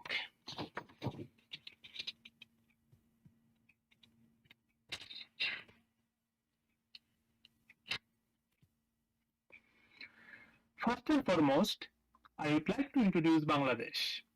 Bangladesh is located South Asia and bordered by Bay of Bengal, Myanmar, and largely by India. With over 166 million population, with density of around 1,300 people per square kilometer, Bangladesh is one of the most densely populated countries in the world. Agriculture and livestock rearing are among the main activities in Bangladesh. Approximately half of the country's labor force directly engaged in agriculture and livestock raising practice, coming in contact with soil and animals frequently. About 60% of population reside in rural areas, although the country is becoming increasingly urbanized. Despite high population of both human and animal, the country has limited medical and veterinary health infrastructure.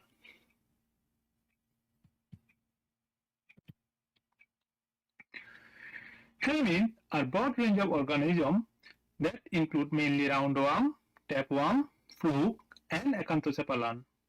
They continue to be a serious public health problem worldwide, with more than 1.5 billion people estimated to be infected, represent more than 55% of disease burden of all tropical diseases. With inadequate public health infrastructure, the environment of lower-income countries are swimming with helminth and causes significant burden to animal and human health. The diversity and impact of helminth differ depending on the species, location, and host range. They thrive mostly in communities with inadequate sanitation and poor public health infrastructure. Helminthiasis has become less common in developed countries, but remain widely distributed in tropical and subtropical parts of the developing world. However, the social and economic burden associated with helminth has long been overlooked and underestimated. Thus, this disease is termed as neglected tropical disease. Global strategy to control helminth is basically based on mass drug administration and water, sanitation and hygiene, shortly called WASH.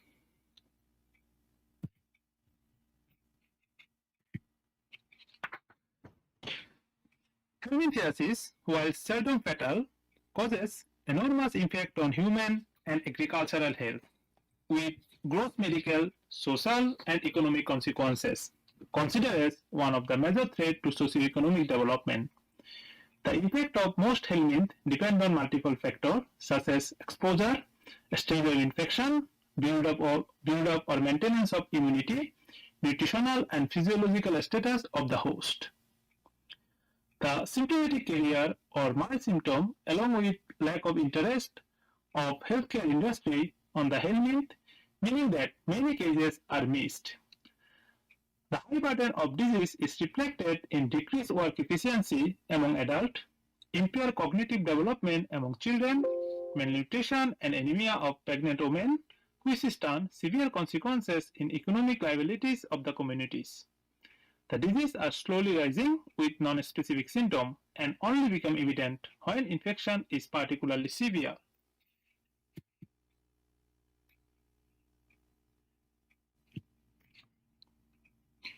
If we focus on Bangladesh situation, the country is leading for high helminth infection in Indian subcontinent, where all areas are endemic for helminthiasis. However, if we see the situation of last 5 years, interrupting the transmission of helminth are still unsuccessful in the country, although the control program is going on last 2 decades. Despite the major report of controlled helminth infection, almost 2 decades, persistently high prevalence has been reported across the country. The major helminth in Bangladesh are lymphatic filariasis, soil-transmitted helminth infection, including hookworm, scariasis, and trichuriasis. The parasite prevention and control strategy of Bangladesh is exclusively based on mass drug administration. The government has implemented school-based MDA since 2008, targeting school-age children.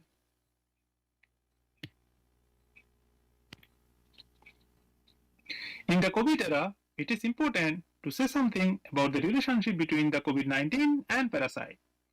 It is possible that parasite may influence the course of COVID-19 infection as either risk factor or protective agent. Still now, COVID-19 remains poorly understood. Due to its novelty, it can often be diagnosed as infective the pulmonary system, including parasitic disease such as malaria, leishmania, schistosomiasis, paragoniumiasis, strongyloidiasis, and trichinosis. The available data suggests that at least several human parasitic diseases could result in misdiagnosis of COVID-19. The general symptom of COVID-19 may resemble a number of other pulmonary diseases, some of which can be caused by parasite. Parasitic pneumonia mostly occur during the larval migration when parasite pass through the lung. Such cases are manifest as coughing, fever, and rapid breathing. Some disorders, such as malaria, schistosomiasis, and soil-transmitted helminthiasis, can increase the risks of severe infection with COVID-19. It is also suggested that recovery from parasitic disease can enhance the immune system and protect from COVID-19 infection.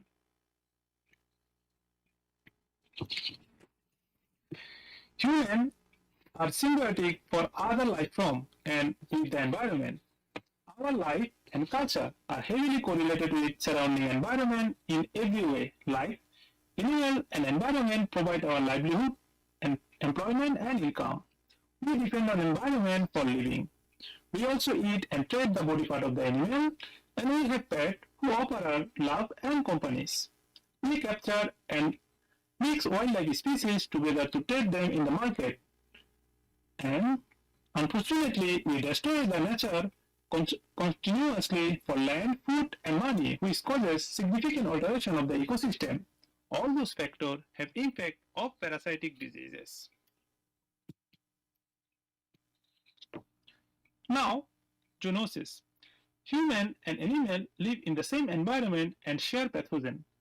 The disease that can be transmitted from animal to human or vice versa are known as zoonosis. Since this disease can affect both human and animal, the environment plays an important role as a mixing vessel. So, a multisectoral approach is helpful to minimize transmission of these zoonotic diseases. Unluckily, zoonosis affects 2.4 billion people, kill 2.2 million people, and affect more than 1 in 7 livestock each year. Zoonosis is distributed worldwide, but common in developing country and poor resource setting. Today, zoonosis make up approximately 61% of roughly 1,500 infectious diseases that affect humans. 75% of all new diseases discovered in last decade are also zoonotic.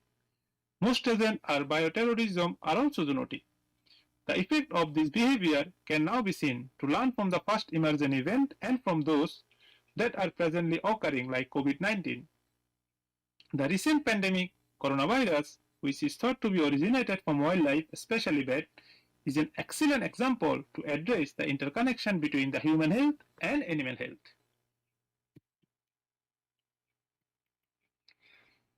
Parasitism is basically association between two species, parasite and host. Parasitic disease causes significant problem in the developing world. The environment, especially soil and water of lower income countries, are swimming with parasites, and some of these are capable of infecting humans. More than 15 protozoa and 50 other parasitic diseases are zoonotic in nature. Emergence and re-emergence of many zoonotic parasites have been reported across the globe. Livestock, pet, wild animal, fish, and some other animal, all of them could transmit zoonotic parasite. Most of the animals which live in close contact with man could harbor and transmit zoonotic parasite to human beings.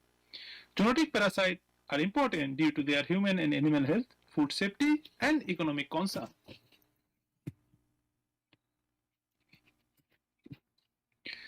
One Health is a cost-effective, sustainable, and practical approach for attaining optimal health for people, animal, and environment. One Health, basically based on holistic and multidisciplinary approach, helps to solve health problems, especially resource-limited countries. The World Health Organization, along with World Organization for Animal Health and Food and Agriculture Organization, has been promoting this concept since early 2000. One Health and One Medicine as concept model have traditionally been characterized by three rings of a Venn diagram representing human, animal, and environment, including domestic animal and wildlife. The real-world model takes a holistic approach to One Health to include political, social, cultural, economic, geographic, and religious aspects of One Health and the impact they have on creating an effective and efficient One Health approach to the global issue.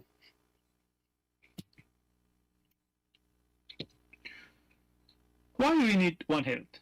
One Health recognizes a linkage between the human, livestock, companion animals, and wildlife health. The collaborative effort of multiple disciplines working locally, nationally, and globally to attain optimal health for people, animal, and environment. Adding value from close cooperation of human and animal health, One Health can increase more knowledge, better health for human, animal, and economical benefit for us. One Health ensures food security, like preventive hunger, from the foundation or civilization. Food security is linked with global health, global sustainability, and international security. There is no global health without global food security.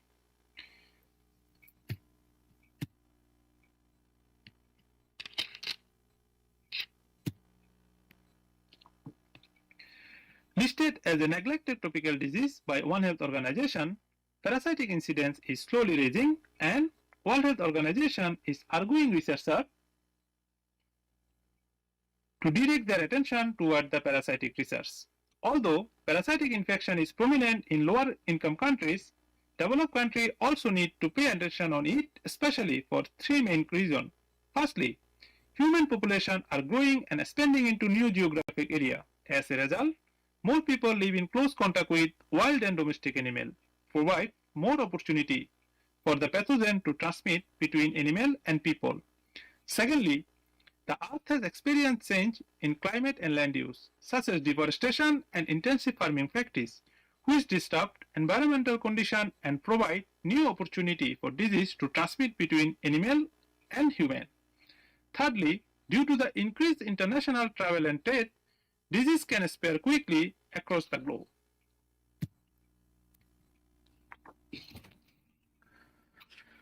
Parasites are extremely diverse and ubiquitous in natural ecosystem. It is believed that parasites cause harmful effect on human and animal health and negatively impact on the food production and economy. However, parasites have critical role in medical science, natural ecosystem, and evolutionary process. Due to knowledge gap and communication deficiency, many species are believed to be threatened or already extinct. The main vision of International Parasite Resource Bank is resourcialization of parasitic resources, biobanking, conservation of parasite, and saving biodiversity. In view of this current situation of Bangladesh, International Parasite Resource Bank with Chungcheongbuk-do province of Korea initiated a 3.5 years project in Bangladesh.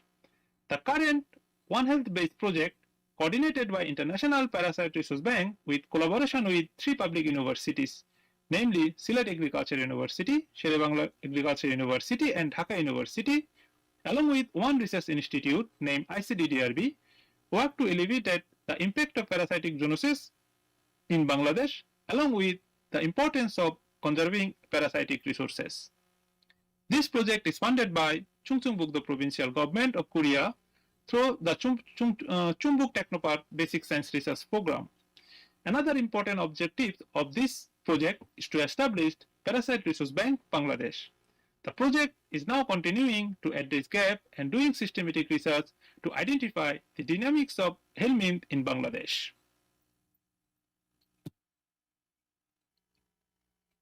In this project, key information such as human health professional, animal health professional, environmental health professional, community people, including animal owner and farmer, policymaker are included. All of these people provide direction of those areas where attention can be best focused to achieve improved control of parasitic disease and conservation of parasite. Some of the main areas in this project related to the human parasite, animal parasite, geoparasite, development of diagnostic protocol, development of framework, and together with various stakeholders, it is hoped that this project can influence public opinion, improving practice, helping provide more sustainable and healthier products, and guiding public policy that will make planet a better place for living, including Bangladesh. As a part of their study, we found that the interface zone shared by human, livestock, and wildlife is rich in helminth. Instead of prevalence of helminth in a single host species, we compare the occurrence of helminth in the whole ecosystem. It is clear that in a multi-host community like Bangladesh ecosystem, parasite interaction with their host is not only dynamics but also a structure. Weighted prevalence of helminth in ecosystem might contribute active environmental transmission and environmental contamination. We identify that host community of human, animal, and environment harbor a diverse types of helminth. We identify helminth from human, animal, and environment. And if we see a closer look, similar types of helminth was identified in all three host communities.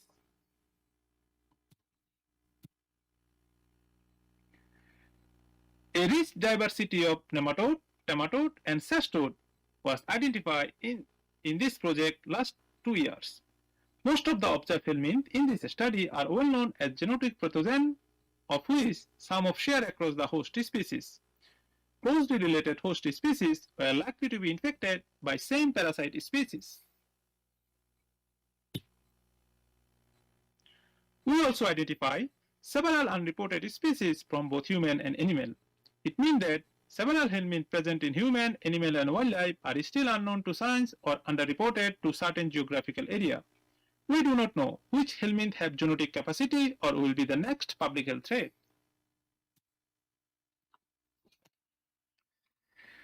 After doing research, it is important to share the knowledge to the scientific communities and policymakers. That's why, in this project, dissemination of findings is an integral part. Several articles have been published in the reputed peer-reviewed journal from this project. Several other articles is under review, and we also planning to continuous publication from this project.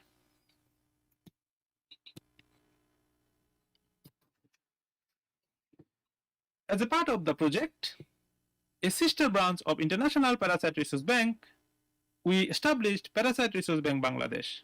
Since establishment of Parasite Resource Bank Bangladesh, it is continuing to address the key knowledge gap that currently impede the broad discussion about the parasite conservation, require input from parasitologists and geologists from global and Bangladesh.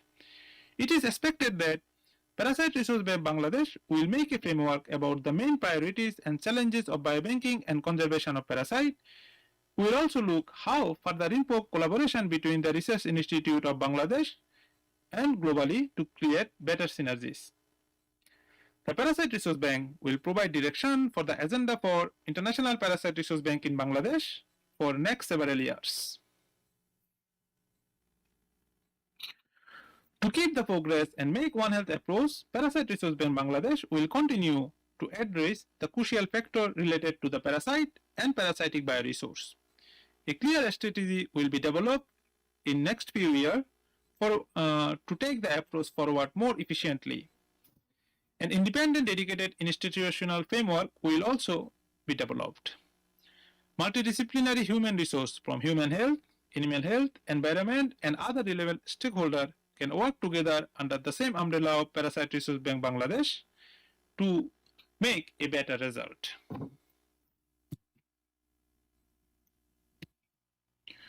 We are thankful to the International Parasite Resource Bank Korea, Chungcheongbuk-do Provincial Government Korea, and Chungbuk Technopark Korea for help to establish our Parasite Resource Bank Bangladesh. We hope that Parasite Resource Bank Bangladesh will be one of the best research institute in Bangladesh in future.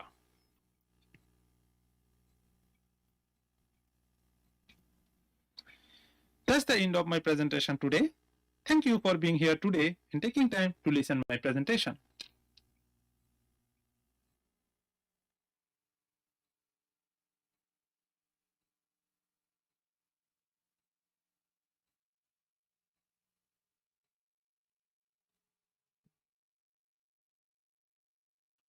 Tilak Chandranath, for your interesting presentation.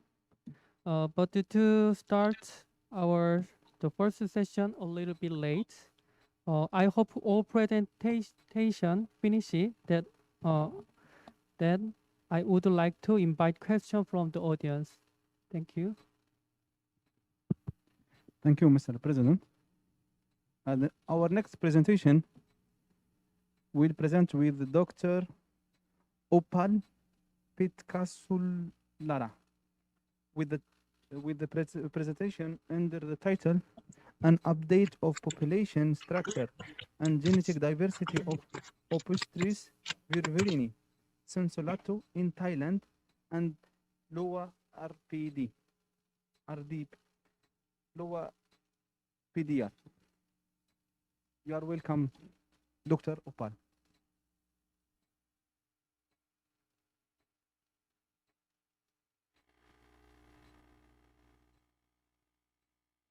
Thank you, moderator, for your kind introductions. My name is Opal Pitkasulara. I am a staff from the Department of Parasitology, Faculty of Medicine, Khon Kaen University.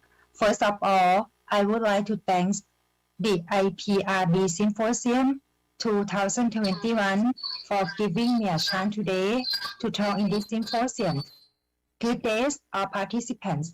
The topic that I am talking today, which is our group in Khon Kaen University is working on, and I would like to share some of my works.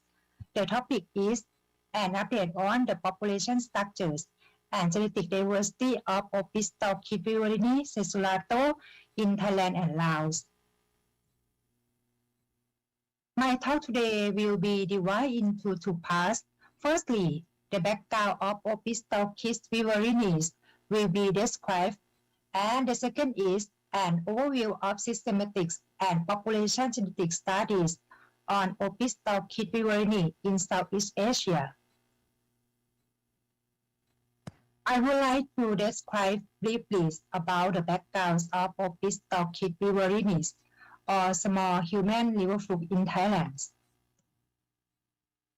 Opisthochypirine or OV is an important foodborne trematose and the class 1 carcinogenic agent cause of cholangiocarcinoma or CCA or bile duct cancers. For the life cycle, the egg is contaminated into the wetlands. Then the eggs was eaten by Bithynia snails, which is the first intermediate host. The OV larva change from the mycelium to cercarias in the snail. Then the snail will penetrate out to the waters and go through the cypripid fish, which is the second intermediate host. The cercaria will develop to metacercaria, which is the infective state in the cypripid fish. Humans were infected by eating undercooked or raw cypripid fish. From the previous slide that I mentioned OV is the class 1 carcinogenic agent cause of CCA. This diagram proposes mechanisms of OV-induced CCA. The liver fluke induced damage to the bile duct tissue at least two pathways. First is the mechanical by parasite suckers or excretory secretory products, and the second is immunopathology by parasite antigens. Inflammations induce oxidative DNA damage occur with bile duct epithelial proliferations driven by parasite molecules. Damaged DNA or genes after replications become fixed, leading to malignant transformation. The OV are endemic in Southeast Asia, including Thailand, Laos, Vietnam, and Cambodia, with at least 9 million people infected. Thailand is still the country with the highest incidence of CCA in the world. The infection rate varies in each country. Moreover, the difference in the prevalence between provinces in Northeast Thailand differs. Additionally, the study was focused on Khon Kaen province. And we found that the infections showed a high variation in each district. Our research question is whether the variations of prevalence and CCA incidence among these areas may be affected by the genetic difference of OV. Why we study systematics and population genetic in OVs? The systematic is the studies of evolutions, taxonomy, and speciations, which can give us to find a new species and cryptic species. From the medical point of view, there are several questions. Are there differences in variants within the species complex? Does molecular diagnosis work for all species? And is this susceptibility and resistance to the same? And what levels of morbidity and mortality are associated with each cryptic species? When we know whether the OV is the cryptic species, so we have studied the population genetics of this parasite in gene flow mating system to infer parasite transmission, recruitment, and drug resistance. I would like you to know about the study of the systematics of and population structures of OV censurado in Thailand and Laos. And there are several studies which is our research group have been studying for more than 10 years. Before we go to the next part, I would like you to know about the COVID-19 variants. Nowadays, the COVID-19 have several variants, and each variant has transmission, the severity of illness, and vaccine protections, which is different from other types. So we would like to know what is the COVID variant infected in human, because we can predict how serious and prognosis the disease. This is very important, like an OV. An analogies might be occur in an OV, which is OV might use several mechanisms for the pathogenesis, and in case it's variant from several genotypes of OV. This is an overview of systematic and population genetic studies on OV in Southeast Asia from our research group. There are several methods to study systematics and population genetics in OV, include molecular techniques such as RAPD, MEE, ribosomal DNA, microsatellite DNA analysis, as well as biological studies.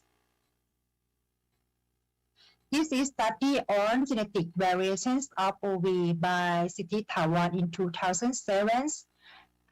They used random amplified polymorphic DNA or RAPD analysis to examine the extent of genetic variations of OV from Northeast Thailand and Laos.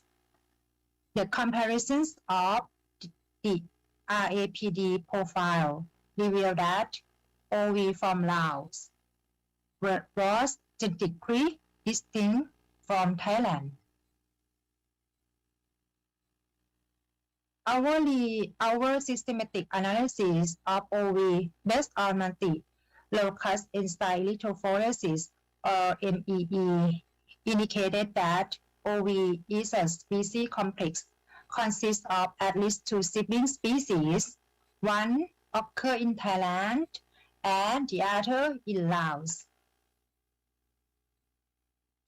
This study in 2011 showed the genetic relationships of OV from Thailand and Laos by MEE analysis at 20 alusam markers.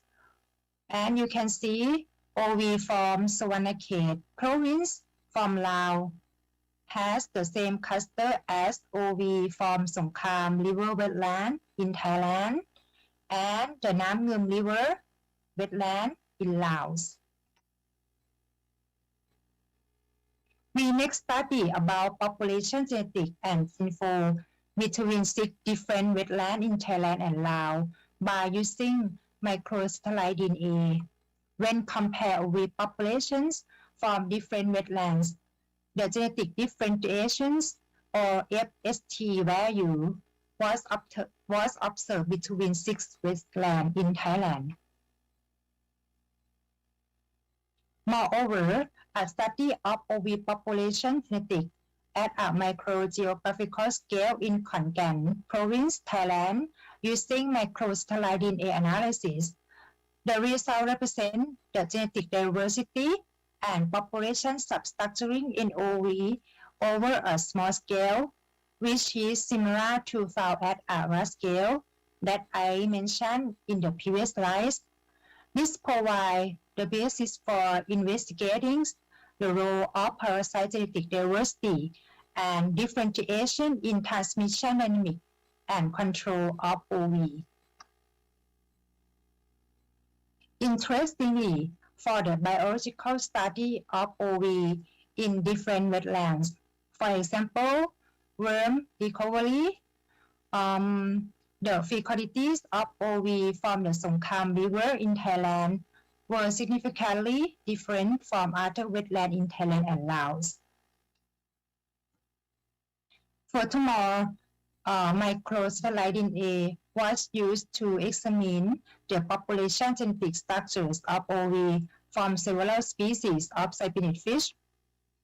We used 4 microsatellite loci to analyze OV adult worms from 6 species of cyanid fish in Thailand and Laos. Based on the structure analysis, we found 2 genotypes of OV in fish from Laos. You can see the 2 colors, green and red. And only a single genotype was found in Thailand. You can see only a green color here. Recent studies of phylogenetic analysis by using mitochondrial DNA, NAT1 and COX1, and when we use the nuclear DNA genes, includes the cathepsin F and paramyxin genes. This gene demonstrates that OV from Skonnakorn here or SK in Thailand is separate cryptic species compared to the other population from Thailand and Laos. This suggests that OV from Skonnakorn or SK may be another cryptic species within Thailand. However, the study of the genetic population in multi-host parasite is limited because the list of bottleneckings or the selection of allele and imposing selection pressures according to the types of laboratory hosts. For example, in the study of genetic diversity and population structure between 2 schistosoma japonicums isolates, the field and the laboratories, the results show that more significant allele for genotype, and thus the worm sample are subject to bias from host selections. No study used the main immature stages such as Cercaria and Metacercaria for direct genetic analysis. So in this latest study from our lab, we use the direct analysis of light stages such as Metacercaria or Cercaria without the need for laboratory passage, and previous studies have reported that OV represent a species complex with varying levels of genetic differentiation in Thailand and Laos.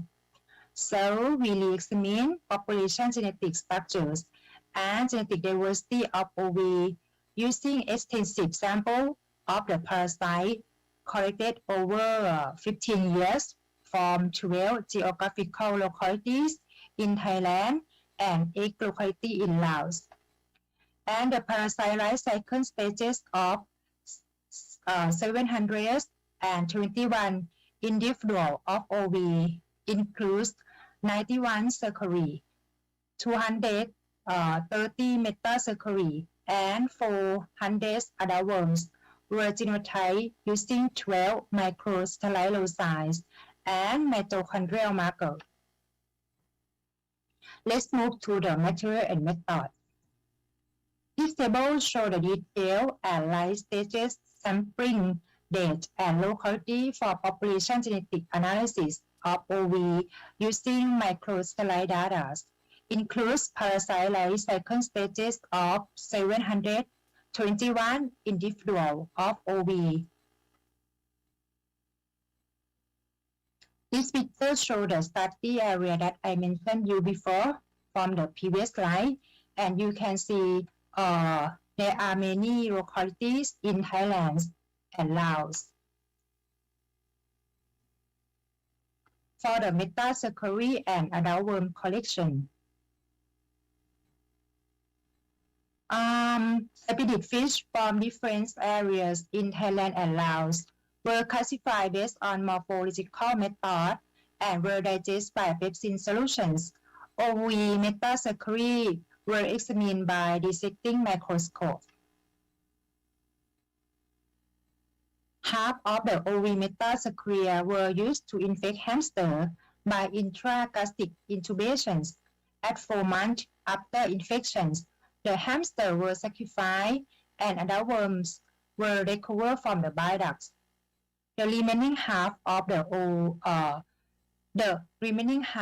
the metacercary from the same infected spinach fish were placed individually in microcentrifuge tube for the cercaria collection. The Bithynia snail were morphologically identified and examined OV infection by cercarial shading. The individual OV cercari were collected in microcentrifuge tube. Here you can see the cercaria. And this slide represents the well-powerful microsatellite primer that I developed for multiplex PCR in these studies. 4 primers from Laopom in 2009 and 8 new primers. Each primer were labeled in different color. And this table represents the 12 robust multiplex microsatellite primer in these studies, which have repeat motif here, fragment size, and TM optimized. Individual worms such as adult metacercaria were extracted for the DNA. The genomic DNA was used as the template for PCR with the 12 multiplex microsatellite primer in a single reaction. PCR products were submitted to analyze on an DNA analyzers. The allele peaks were checked by peak scanner software. Genetics was then used to calculate and interpret the results. For the statistical analysis, we analyze these parameters. First is genetic diversity, includes heterozygosity and allelic diversity. The second is genetic differentiation. We analyze FIS or inbreeding coefficients and FST or genetic differentiations. And the third is we use structure program to investigate the population structure. And the last statistical is principal coordinate analysis or PCOA was done to determine the clustering patterns of the population. For amplifications and analysis of mitochondrial DNA, individual OV samples were extracted for the DNA and were amplified by PCR with COG1 primers. PCR products were sequenced and aligned after that, analyze and construct the haplotype network. And for the results, the result from the Bayesian cluster analysis of microsatellite data in structure indicated that OV sample fell into distinct genetic cluster. The majority of samples, such as the life cycle stages, year of collections, and locality, fell into one wide space cluster. And the second is SPK cluster, which is only OV from Pangkhon district in Konakon province. And you can see in the green color here, this is the SPK cluster. And this is a wide space cluster. In addition, a PCOA of all data similar to the structure analysis, you can see the SPK cluster are separate from the wide space cluster. When we remove SPK sample from the analysis, the PCOA show the lack of apparent subdivisions of the wide space cluster.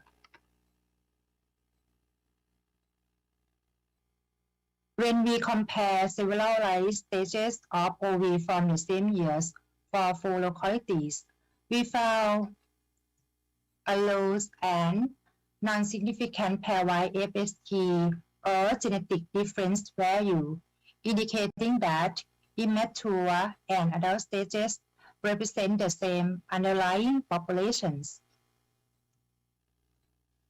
Indicible represents FST or genetic difference between years in OV populations at a single localities. Samples were compared between years and 4 localities. The results show the genetic difference can occur between years in OV populations at a single localities. From the mitochondrial DNA analysis, the network shows a case split of the OV sequence into 2 groups. Most of sequence from Thailand fall into the larger group of the white space clusters. The second group includes only sequences from SPK or SPK cluster. In this study, we found 2 distinct populations of OV, SPK and white space cluster. The results from this study confirm the existence of OV species complex previously reported from Skonakon by using mitochondrial DNA sequencing and the PCOA and Bayesian clustering of the genotype data show that there were 2 distinct populations of OV populations in Skonakon or SPK supported by population structure of Cercaria, Metacercaria, and adult. And we found a high genetic diversity of Metacercaria compared with adult worm stage. Metacercaria have greater values for number of alleles and allelic richness than those of adult worms, and the lower diversity observed in adult worm suggests possible loss of alleles during laboratory passage in laboratory animals, and this approach in using immature stages allow the replacement of laboratory animal used in sample collections and keeping with the 3 R's, the reactions, refinements, and the replacement of animal use. And the third is the population dynamic of meta-populations. The results have shown temporal dynamics of populations of OV from SPK with 2 ethnic genetic group, which was replaced by a new genetically differentiated populations. Local population may and do go extinct, but only to be replaced by recognition from other local population within the meta populations. This study suggests that environment change, human activities, and reservoir system have influenced the space and evolutions of OV population. For the conclusions, we have used microcelluloid to investigate population structure and diversity of OV in Thailand and Laos. The findings were reinforced by analysis of new mitochondrial COG1 gene sequence. And the sample of several life stages were collected from many localities across a wide geographical areas over a 15 years period from 2003 to 2018. One genetic cluster of OV was detected at all sample sites. A second distinct cluster was found only at SPK, a cluster that was largely replaced by the one space one over time. Temporal dynamic observed at SPK should prompt us to consider this as a possibility when designing sampling protocol for OV and when interpreting result of population genetic study. Metacercaria can be successfully genotyped and sequenced exhibit high allelic diversity and are recommended as the right stage most suitable for representing the population from which there are samples. This approach avoids the use of laboratory animals to raise adult worms. And this is my talks, and I would like to thank my advisors and overseas advisors. I would like to thank my lab member in Thailand. Thank you for your kind attention. Any questions are welcome.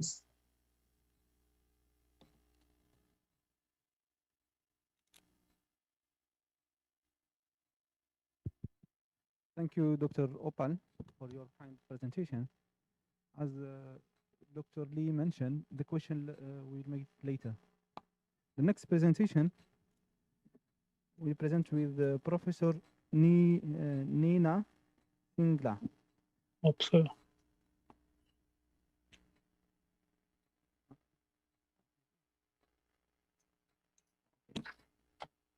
The next presentation, it will be with Professor Ibrahim Abbas with the title Trichostrongyli infections in domestic ruminant from Egypt. You are welcome, Professor Ibrahim.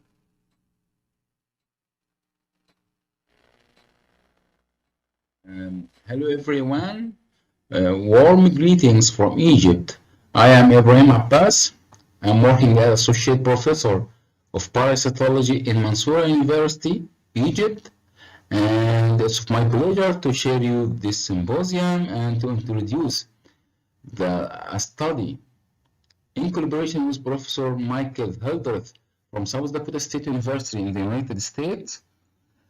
This study is entitled Trichostrongyli infections in domestic ruminants from Egypt, a review, and it's concerned with reviewing an important nematode infection in domestic ruminants from Egypt. Egypt is a very important country in Africa, and it's actually located in the North Africa, and the human population in Egypt exceeds 100 million.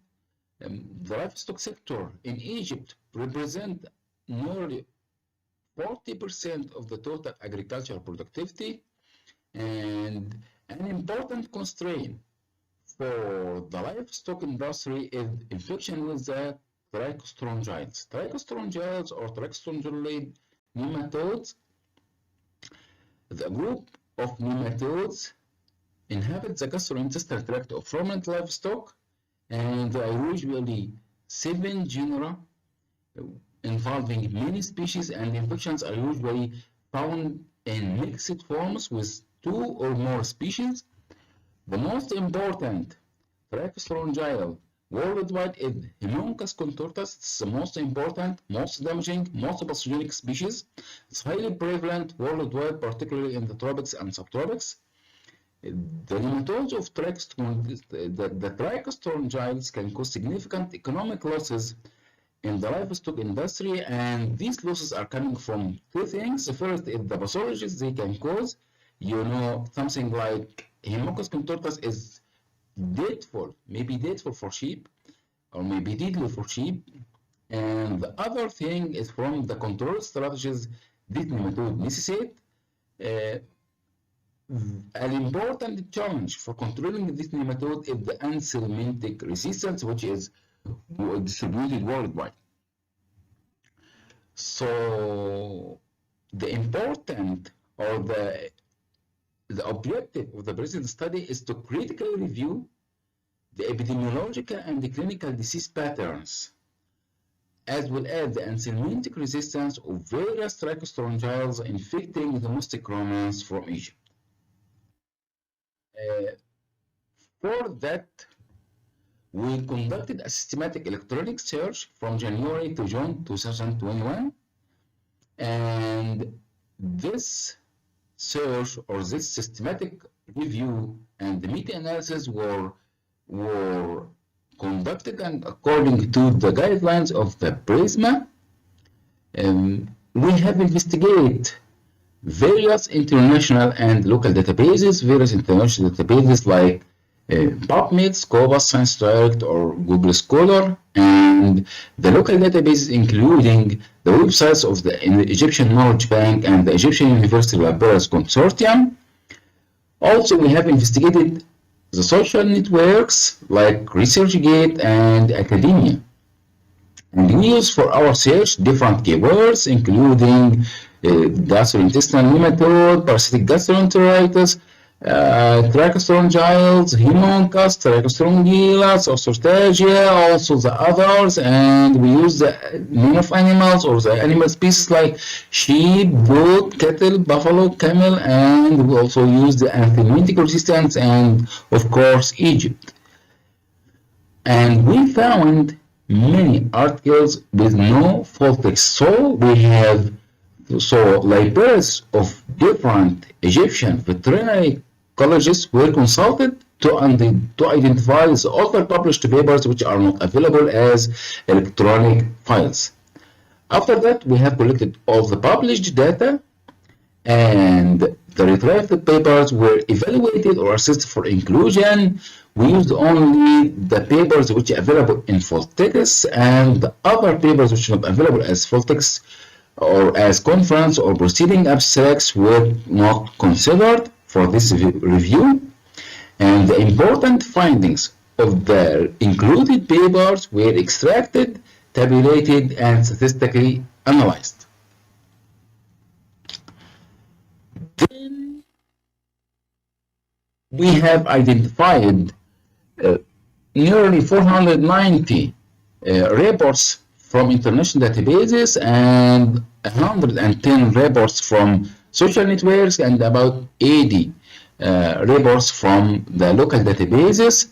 Records after removal of duplicates was 560, and more than half of them were with relevant titles, so the only 210 reports were screened, and nearly 100 reports were excluded for the reasons that we have mentioned before.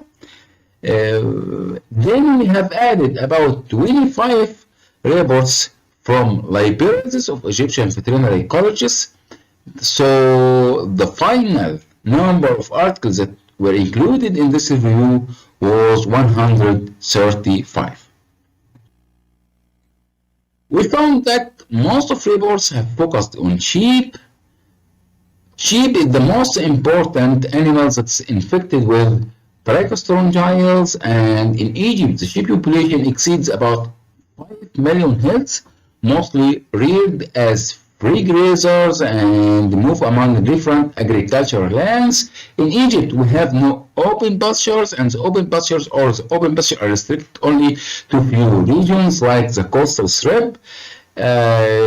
Unfortunately, the data on the herd level are very scarce, and the infections on those sheep or on different sheep throughout Egypt were diagnosed based on the detection of fecal eggs or other worms and apomesa, and we didn't find any significant difference between the two detection methods, and variable rates of infections have been reported, but mainly high poultry preference, about 45.9%, has been reported. We have in Egypt 4 geographical regions: the Nile Delta, Middle Egypt, and the coastal region, and the southern Egypt. We didn't find significant difference between the prevalence or the infection rates in sheep among the 4 geographical regions. This high prevalence and the even distribution or the similar distribution of the infection rates among the regions could be related to 2 important factors. The first is the free-range system for rearing sheep, in which sheep move within different agricultural lands, between different governorates, or between different regions, and this allows for contamination of the environment with the trichostrongyl eggs, and allows for infection of the other sheep. Another important factor is the sheep marketing pattern in Egypt, in which a pig market which extract sheep from, or in which sheep are sold from 5 or 6 governorates, and this allows for mixed infection with different trichostrongyls, or allows for infection of sheep, or allows for transmission of infection from infected to non-infected sheep. For the identified species, we have many species, or many species have been identified, but Haemonchus contortus was the most frequently detected species, and the trichostrongyl species, particularly Trichostrongyl axii, was the second most detected species, and there were incidental infections with the cool areas nematodes like Cladrosaugia circumcinata and the nematodial species. There is one report which described the Marshallgia marshalli infection in sheep from a coastal governorate called Red Sea, but we think that this identification was invalid because it was based on the egg morphometrics, and eggs from all trichostrongyls are quite similar. It's very difficult to differentiate eggs from different trichostrongyls. Epidemiologically, infections were very high during winters because in Egypt, winters have moderate temperature and rainy, or mostly few rainy, but these conditions are suitable for larval growth and survival. By the way, winter is the season of lambing in Egypt, but we have no reports on the periparturient egg rise, which are available from Egypt. For the clinical disease, infection rates have been extensively investigated, but reports on the clinical disease are few, and very few reports have linked the fecal egg counts to determine the intensity of infection with the disease status of sheep. Mainly, fecal egg counts in these few reports were mostly moderate, extending from 500 to maybe more than 2,000. APG egg per gram, and reports, we have no reports, or we didn't find any report about the economic importance of the trichostrongyl infections in sheep. The clinical infection or the clinical disease signs have been reported in few instances, but we think that the economic loss in the sheep industry, or in the Egyptian sheep industry, is a result of the subclinical disease, not from the clinical disease. In the other ruminants, in goats, the prevalence, or the poultry prevalence was lower in comparison to sheep, and the difference between the two prevalences is significant. Haemonchus contortus was also the most frequently detected species, and Trichostrongyl axii was the second most detected species, but we haven't any report, or we didn't find any report on the clinical disease of trichostrongyls in goats. In cattle, buffalo, camels, or in the other ruminants, cattle have lower prevalence.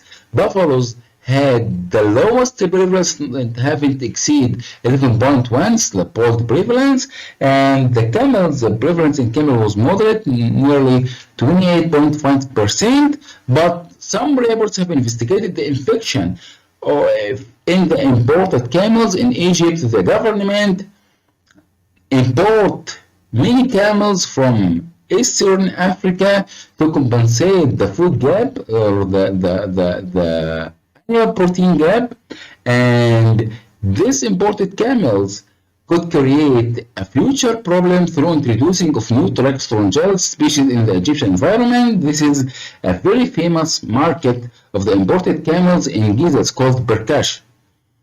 But overall reports suggests that the trichostrongitis infection is not a significant problem in bovines or camel lead from Egypt because mostly the fecal counts were low or very low.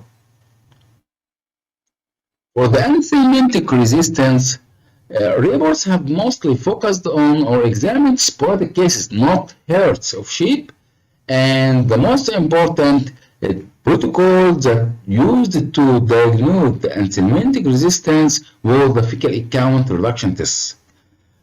Overall, the anthelmintic resistance doesn't appear to be as serious as in other countries because we didn't find resistance to many classes of the anthelmintics but albendazole, and we found only mild resistance in 2 or 3 reports. Reasons for absence of the anthelmintic resistance in the Egyptian sheep may be due to the infrequent use of anthelmintics, and this is maybe because of the high production costs in Egypt. Many herds haven't received any anthelmintics, and this allows for adequate levels of refugia, and wellness in refugia are still susceptible to the anthelmintics. The other thing, in case or in the herd they used the anthelmintics usually in the form of combination albendazole or mostly albendazole and ivermectin or fenbendazole and duramectin. From all of the have been summarized, we can put some recommendations. Although the disease, the trichostrongitis or the trichostrongylosis and the anthelmintic resistance are not serious in the Egyptian sheep or the Egyptian livestock industry, but we do recommend some prophylactic treatments because it has some economic advantages, but this treatment should be correlated with the parasite epidemiology in Egypt. For example, in regions with open pastures, like coastal strip or like the vessels, we have to give the sheep prophylactic doses at the start of the grazing season, 3 weeks later, and at the end of this season. And this season is usually in winter. In the other regions, we have no natural pastures, and the grazing occurs throughout the year in different agricultural lands. Sheep are fed on, or sheep feed on the residues of the agricultural crops. So we have to give the sheep regular doses of the anthelmintics, and the time interval between the anthelmintic treatment depends on the anthelmintic use. For example, ivermectin have a prolonged efficacy than albendazole, so so the ivermectin can be taken or can be administered 3 times per year, and albendazole could be administered 4 times per year, and it depends on the efficacy. Another thing is we recommend the use of fecal counts for the infected sheep to treat them. This is also will maintain adequate levels of absence of anthelmintic resistance. Overall, we have another 2 recommendations. The first is to investigate the natural immunity of the Egyptian sheep breed against the trichostrongitis. We have in Egypt we have 3 sheep breeds.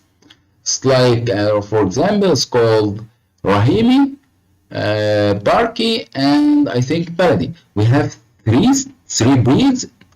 We should investigate the natural immunity against the trichostrongitis in each breed, and this will allow for selection of the most resistant breed.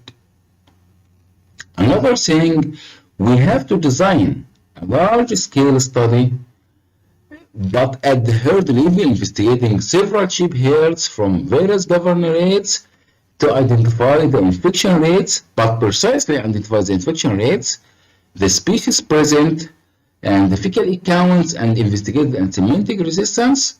And we do recommend the use of or the coupled use of PCR and lectin binding assays for this investigation.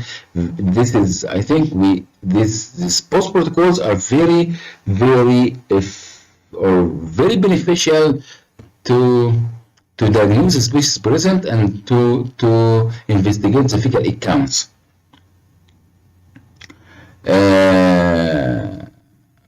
That's all. Thanks so much. And if you have any question, please don't hesitate to contact me at this email. Thank you so much.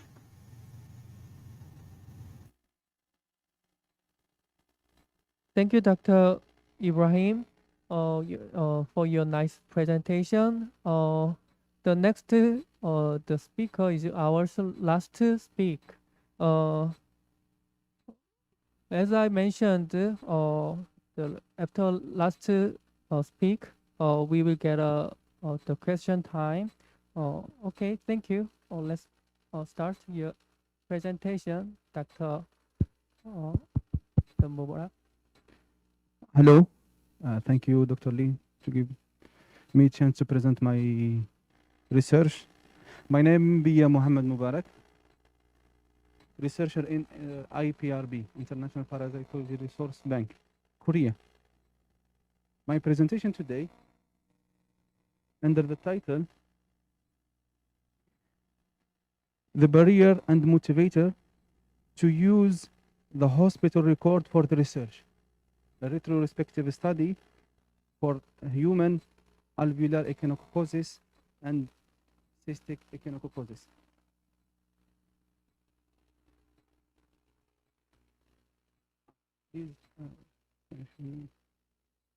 Yes, I will start until the slide arrives. In our day, the hospital receives the huge data from the patient, from different infection disease. One of these diseases is parasite disease. However, all this data, usually the main point is the patient itself, is not the parasite. When they get the information for the hospital record from the patient, the parasite is side information, is not the main information. In our institution, International Parasite Resource Bank, we provide to make the parasite the main point for the research and focus on one parasite and try collect as many as we can the information for that parasite information to improve the patient health condition through the hospital records. For this project, we select one of the parasite disease named echinococcosis. This parasite disease is one of the zoonosis parasite disease. For the human, have two main species. One named echinococcosis, cystic echinococcosis. The definitive host is the dog, and the intermediate host, it will be sheep, cow, and ruminant animal. The second species and named alveolar echinococcosis. The life cycle related in the sylvatic life cycle in the wild animal between the fox and the rodent for cryptic information. The symptom can appear after years and not realize immediately as the other infection disease. When appear, the treatment for this disease for the human it costs. Usually, most of this treatment will be in surgery treatment. The researchers say between 2 to 4% of the patient can pass away during this treatment process. We selected also because this parasite disease is worldwide. We can find it in several places.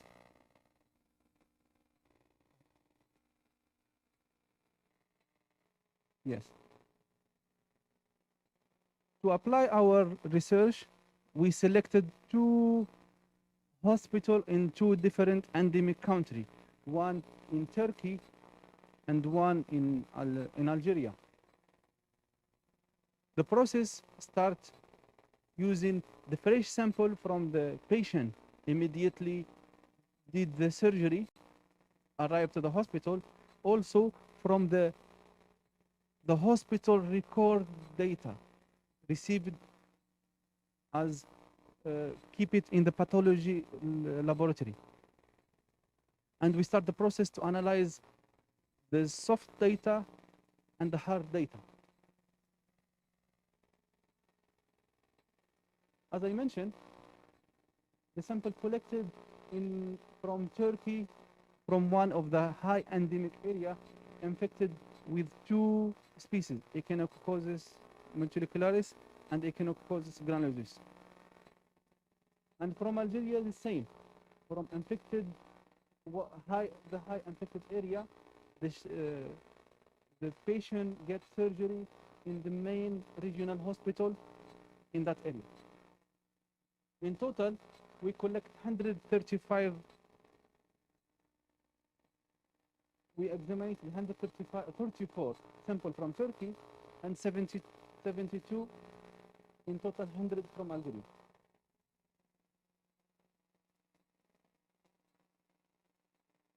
As a result, from Turkey,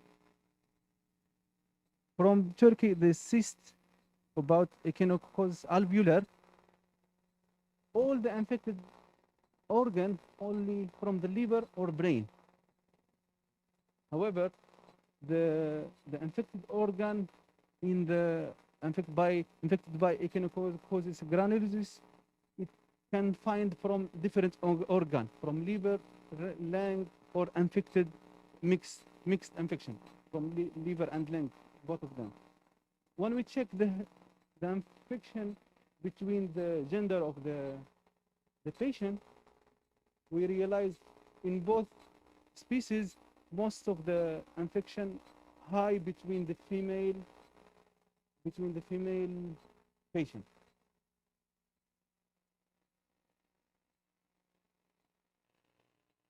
When we check the molecular data for this analyzed sample, one of the challenge from the stored sample in the hospital, usually they keep the sample in the formalin. It means one of the challenge to make the molecular study. That's why we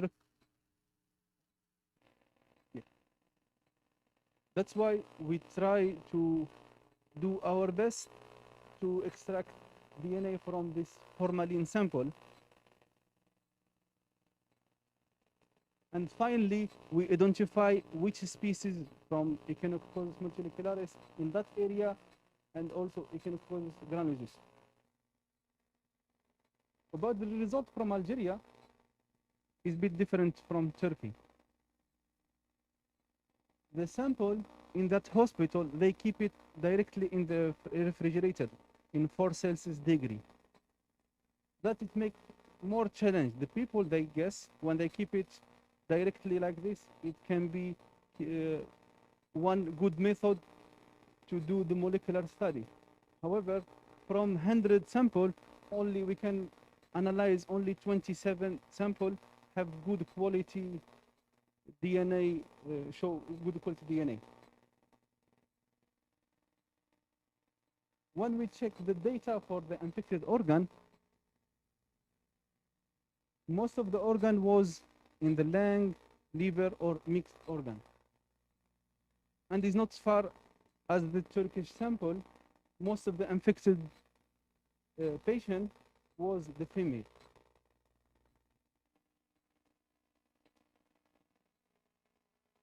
From the 27 sample we analyzed, we realized it was all of them as dominant genotype in Algeria. It was Echinococcus granulosus G1.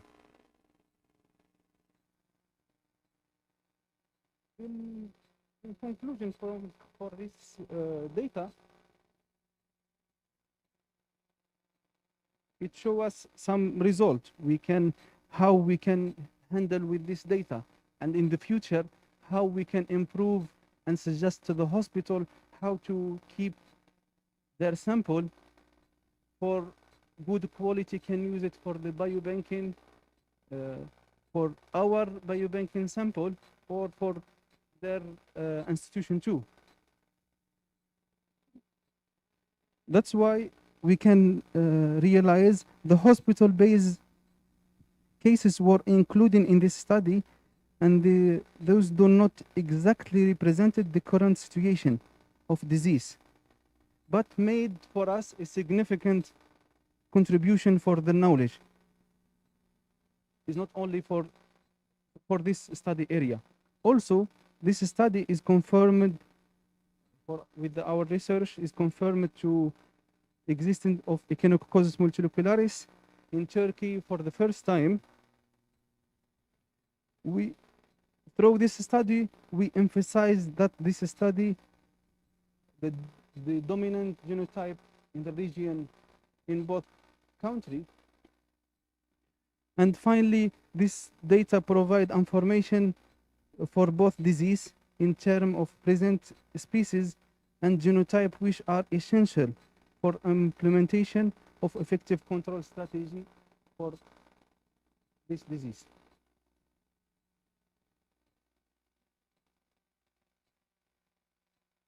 It makes challenge for us. Through this data, we should make a standard operation system and share it for all the hospital can use it in the future to provide good quality sample.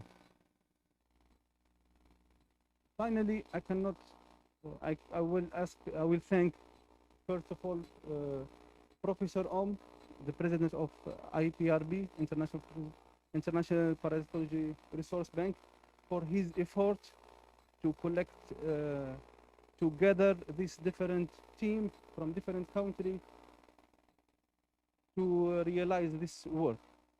Also with iPRB team for their effort to help for this study, and Professor Hamza Avcıoğlu from Turkey for his part, and Professor Hussein Ben Isa from Algeria, and Dr. Ilham Isawi for their contribution in our part.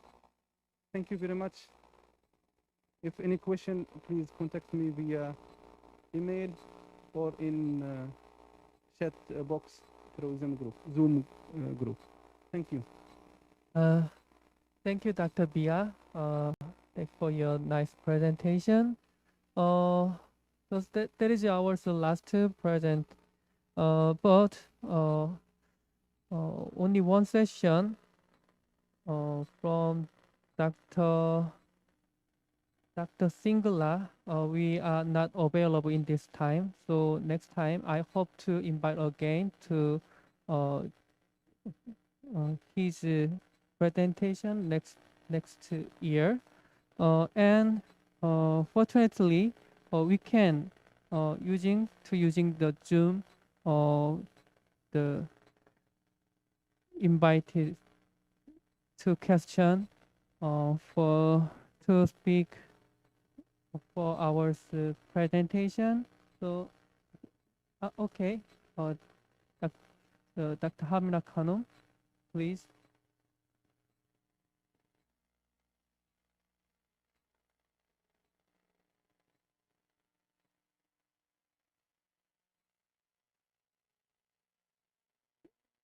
Yes, please. Yeah.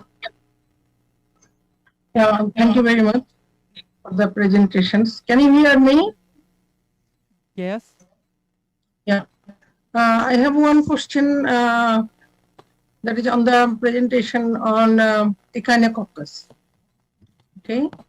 So the author or the scientist has collected the molecular sample for analysis. So my question is, for which type of analysis they are using the molecular samples? Number one.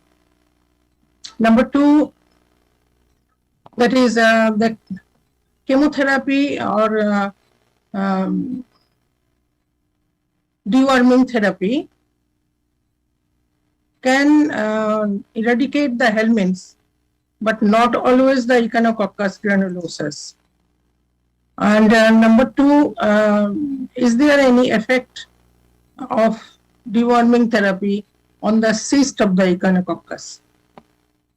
Because very successfully, Echinococcus can transmit to human from dog, cat, and other the cattle, all these animals, and they make big cyst in the liver and spleen, other organ of the human. And I know one case that one part of the one-sided liver has to be had to cut off totally for big cyst of Echinococcus granulosus.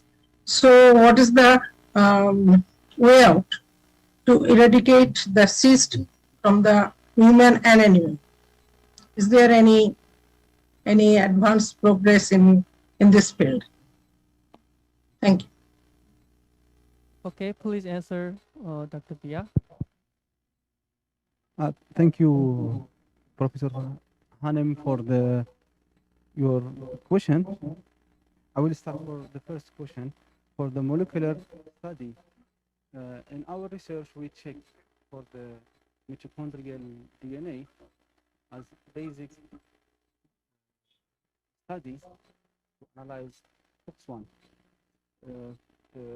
target for both Echinococcus multifilarius and granulosus.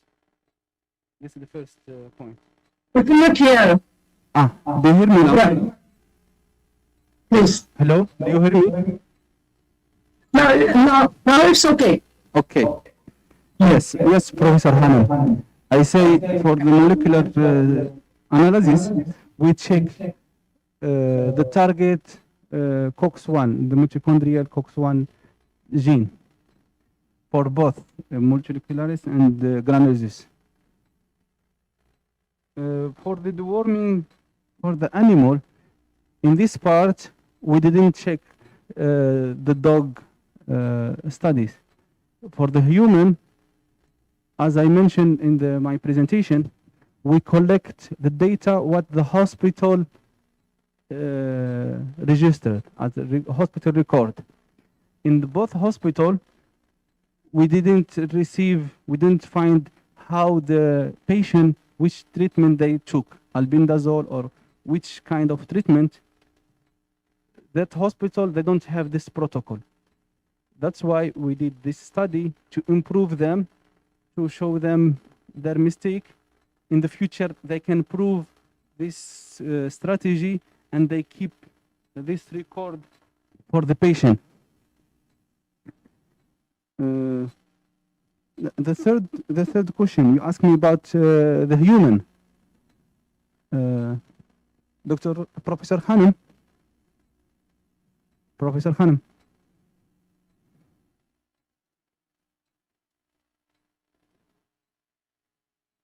Yes, this is my answer for your question. I hope is clear for you, Professor. No, my question was that is there any chemotherapy or any medical treatment? Yes. To eradicate the cyst? Yes, this your third from human organs. Yeah, this your third question. In this level for our study, we did retrospective study. We collect the data, what we find from the patient, and we analyze it, and through that data, we provided which the weak point from the hospital, what they should do, which data we needed, the patient record, which, as you mentioned, you asked me about deworming, but from the hospital we cannot find this data. One of our suggestions to the hospital to make record this data and to provide it for us or for themselves to know the situation in that area. But for the chemotherapy, from our record, we cannot find. That's why we didn't mention. I hope is clear for you, my answer, Professor. Yeah, but I have one suggestion for the hospital authority. That is, when you are doing a research on parasite and host, so you must record in your questionnaire the habit and habitat of the host, because it's a very much important zoonotic parasite, Echinococcus. So for a research, we need a lot of questions and the answers there, because the transmission is very much important. Yes. Basically, it's not the human parasite, but it's from animal. That's why. Yes. This our work is published in official journals. I will share with you at least the half of that work with more detail, more than my presentation. Thank you, Dr. Hawina Khanun, Yeah, for nice thank you very present. Maybe after this session, the Dr. Bia will share his papers. And next question, Professor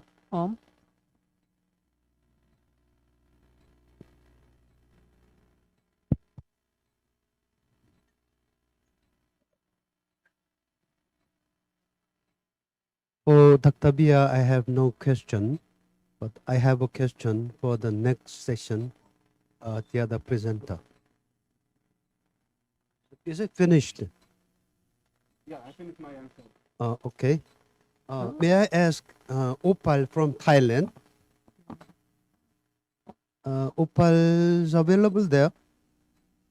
Now he participated in the Zoom, but I don't know he now can answer. Dr. Opal from Thailand. Yes. Yes. Oh, okay. Yes, Professor. Yeah, let me ask you one thing. Yes. You are using the term SPK. What Yes. does it stand for? What is S and what is P and what is K? It's mean a province in Thailand, Sakonnakhon province, and So P is province. for Sakonnakhon province in Thailand. Oh, SPA, yes. okay.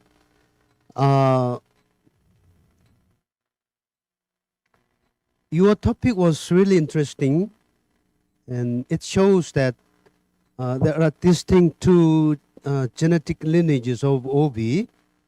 That is your conclusion.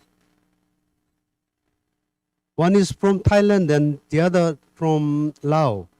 That is very interesting. But it is easily considered that there should be the same Have a Mekong River, right? Yeah, because I visit Laos many times. Thailand is just in front of the other side of the river.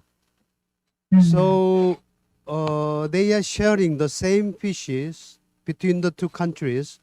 So alongside of the river, many people, they share the same fish, same parasite, I think. So you are saying that there are two lineages? From the Alosa marker in 2011, right? That you mentioned in this paper. From Sihitavan in 2007, right? I'm sorry. Let me ask you, let me send you email later. Yeah.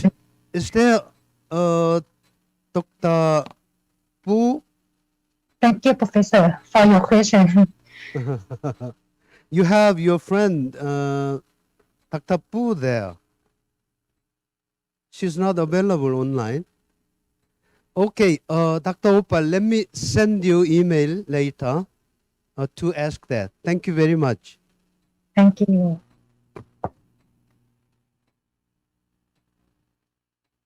Thank you. Dr. Opal. It also for me is very interesting presentation. When you the recently knowledge to the realize that now we can say the Opisthopis biberini is a cryptic species in the between Thailand and Laos. As we thinking about under the COVID-19, something is very difficult to research, and also we get a good seminar symposium. But under this situation, we can connect using the Zoom. I think is also one challenge. So, so no more question.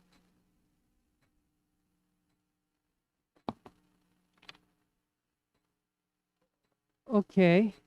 I hope you will agree that we have had some excellent presentation, and I would like to thank all presentation speaker, and I would like to thank you all the speaker and co-author for presenting their work to us today. May I also thank you everyone who has attended and contributed to this session. Good afternoon and enjoy rest of the meeting. Thank you. Thank you, Dr. Lee. Before the second session, we will take break for 30 minutes. Please keep in touch with us, and let's see you after 30 minutes. Thank you very much.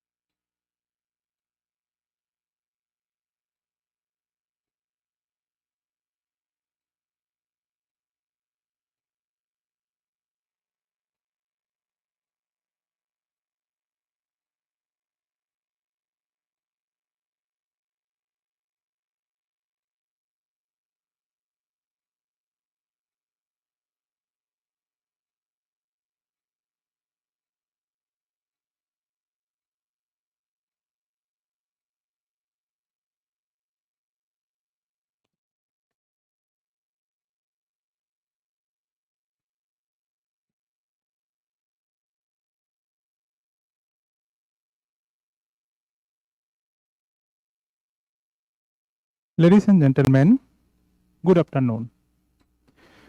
Welcoming once again after the coffee break. Now, we are going to start our second technical session of the day one.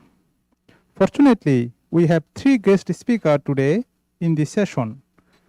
Among 3, one speaker will talk in online and rest 2 speakers will present their presentation by offline. This session will be moderated by Dr. Hansel Park. Please welcome Dr. Hansel Park to chair the last session of the day. Now I will handle the mic to Dr. Hansel Park. In this session, this is the second session of today's the symposium. The main theme is the future of the parasitology, advances in technology.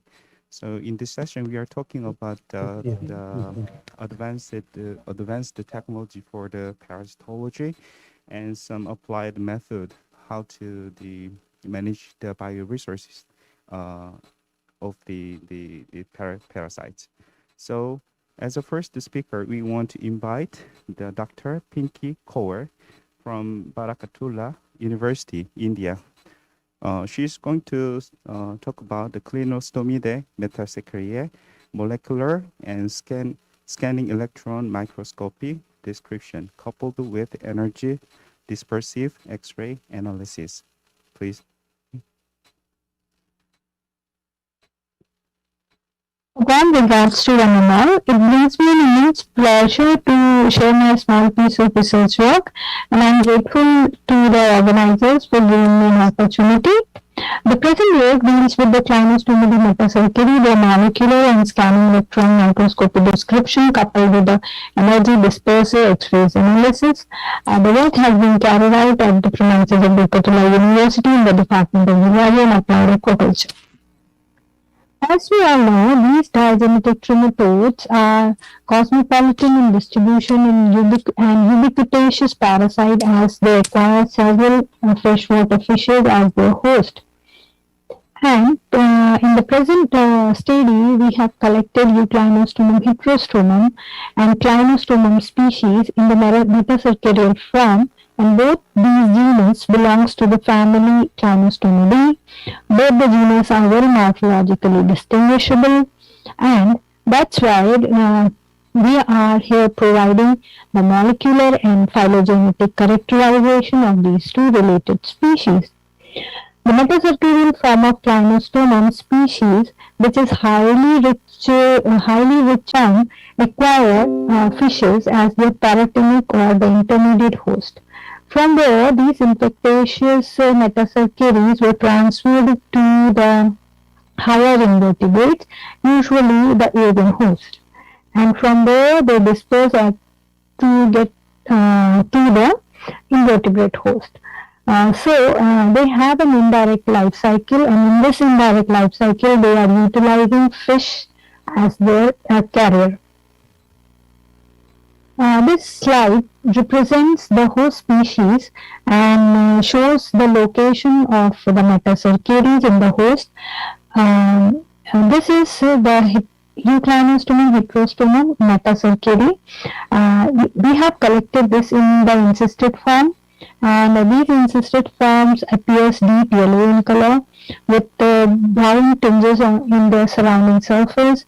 And these metacercaries forms are usually embedded in the liver, muscles, and in the vicinity of the intestine, whereas that Clinostomum species, which is recovered from the Nandus nandus, they are motile, they are unembedded, and they are unencysted forms, and we find these metacercary in the motile form in the entire distal cavity. And that's why we have used these two forms are using the molecular tools for the molecular characterization and the phylogenetic relationship, whereas we are using ultramicroscopic details using SEM and EDX analysis for microelement analysis from the surface details. For the molecular analysis, the DNA is isolated from these parasites, and that we have used a nuclear gene region, that is an ITS region 1 and ITS region 2, both are the partial regions, and we used PCR and the listed primers for the amplification. The generated DNA sequences are curated in bioedit and submitted to the NCBI gene banks. The present sequence, along with the retrieved data from the NCBI gene banks, are aligned, and the phylogenetic tree was constructed using Mega software. Cumula 2 parameter model is selected as a best fitted evolutionary model for maximum livelihood analysis with an I value of 0.38, whereas Bayesian interference analysis for both the regions and for both the metacircadial forms was carried out using Mr. Bayes software version 3.1.2. For ultramicroscopic study, the metacircadial forms were fixed in the buffered glutaraldehyde for 24 hours, followed by the 3 buffer washes and post-fixative treatment with osmium tetroxide. This followed by the dehydration with ethanol series, drying, gold coating, and observed under the surface electron microscope and EDX at 20 kV. Now coming to the result part, the nucleotide sequences which we have generated yield 1.005 base pair for Euclinostomum heterostomum and 1.019 base pair for Clinostomum species. Both the species were phylogenetically distinguishable in phylogenetic tree, clustered together and forming a sister clade. They also represent a monophyletic cluster for individuals of Euclinostomum species and Clinostomum species with high nodal value. In the blast analysis, these two sequences showed 86.81 similarity. This is the phylogenetic tree representation for both the genus. In the upper right hand side, we can see the clade for Euclinostomum species, followed by a sister clade of Clinostomum in the below right hand side, green column, the ones, and both the genus are well distinguishable, genetically distinct in the two different clades and with the high bootstrap values. Other sequences were highlighted in red. And the Diplostomi genus is used in our group for the phylogenetic analysis during this study. We have used uncorrected p distance value to understand the genetic differences between our sequences and among the other NCBI retrieved sequences, which reveals 15% difference between the Euclinostomum and Clinostomum genus during present study, whereas the difference between the present Euclinostomum species in comparison to other sequences retrieved from the NCBI is only 1%. Similarly, the variation between the present Clinostomum species sequence and the other retrieved sequence from NCBI range from 5 to 6%. Coming to the ultramicroscopic study using SEM, where we have characterized the surface area of oval sucker and the acetobulin region, we found a thick collar-like ring along the suckers, and whereas the acetobulin is roughly triangular in shape, and this ring is characterized by an irregular and unevenly distributed protrusions, which can act as a sensory region for senses. And we also found some substance like a globular substance in the cavity of the acetobulin. The EDX analysis for microelement study from the surface area of Euclinostomum and the Clinostomum is represented here in the key KEV peaks along with their weight percentage of each element, and the same graphs were represented in the tabulated form in this slide, where we can see the each microelement with weight percentage. This particular table represents euclinostomum heterostomum data, where we find the abundance of calcium, chlorine, and sulfur elements, and where we are neglecting PD, osmium, and AU, as these elements are used during the sample preparation. Therefore, we can say that the outer surface of euclinostomum heterostomum is characterized by the occurrence of three elements, that is calcium, chlorine, and sulfur. And these elements are already known to play a major role in biological molecules.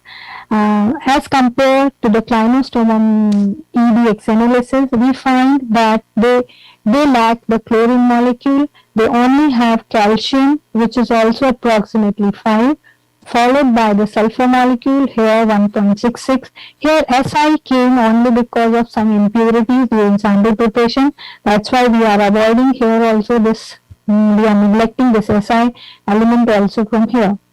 Rather than that, clinostomum and euclinostomum only differ due to the absence of chlorine. In conclusion, we can say that these two species representing the family Clinostomidae are molecularly similar, showing a similarity of 86.1%, but genetically distinct or diverge with approximately 15%. And this data was further utilized to delineating more species in this genus or in this family. Ultramicroscopic details and micro element composition of these metasarcarial forms can be further used for the future research. Thank you so much, and I am once again thankful to the organizers for giving me an opportunity to present my work. Thank you. Dr. Pinky Kaur, is there any question for this presentation? Actually, Dr. Pinky Kaur is on the line, so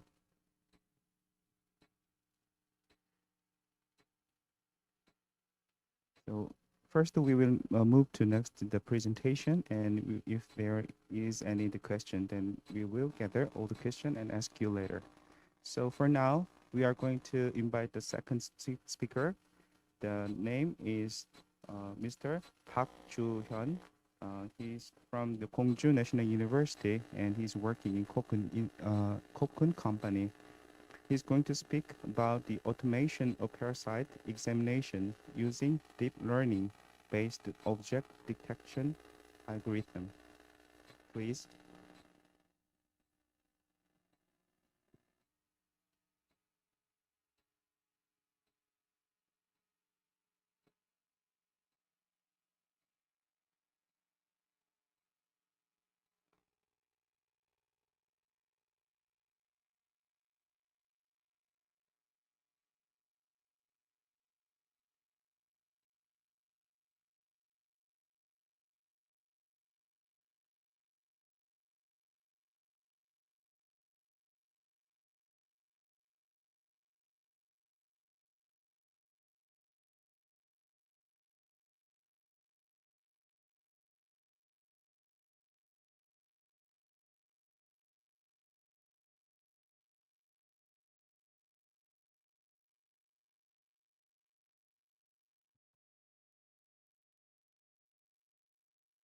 Thanks for your kind introduction, Dr. Park.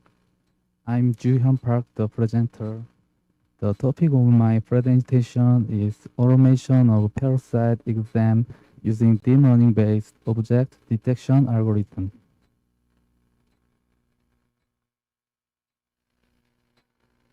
I will proceed this presentation in 6 parts. First, introduction. Second, system design. Third, algorithm selection. 4, dataset construction. 5, model validation and evaluation. Finally, conclusion.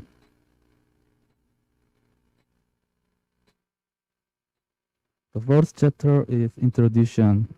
Recently, with the development of deep learning technology, it has been applied to various fields showing many possible. We applied this to the Parasite examination. Each requires distinguish between many kinds of parasite, but it is not easy. We thought deep learning could solve this problem. So in this paper, we designed the parasite detection system with deep learning technology. And to confirm this possibility, after constructing a data set and learning the model, validation and evaluation were conducted. In the final step of the parasite examination, technicians observed the sample under a microscope and looking for oval and full-size parasite. In order to the existing process of looking for parasites through a microscope, we've come up with a way to take a sample photo and transfer it to a web system so that the deep learning model can judge for itself.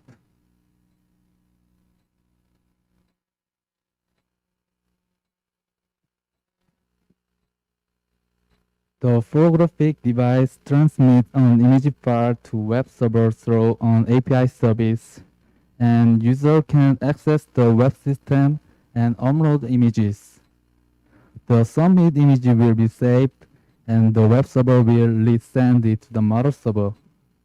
The model server executes the batch to detect and classify images and send the result to the web server.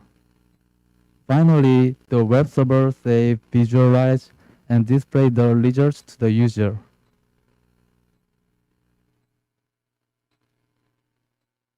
Object detection is to locate and classify a specific object in image or video. There are many kinds of detection algorithms that can be applied to deep learning model, such as YOLO and SSD algorithm have a high processing speed but relatively low accuracy. On the other hand, such as faster RCNN and LastNet algorithm have low processing speed but high accuracy.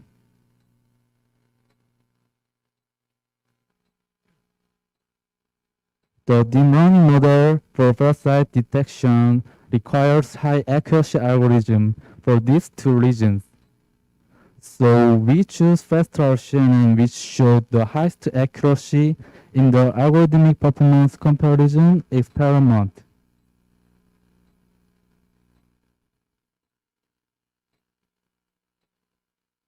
The first step for dataset construction is image collection. Thankfully, the International Parasite Resource Bank helped in image collection, and we were able to receive 6 species parasite images. The quantity of images is shown in this table.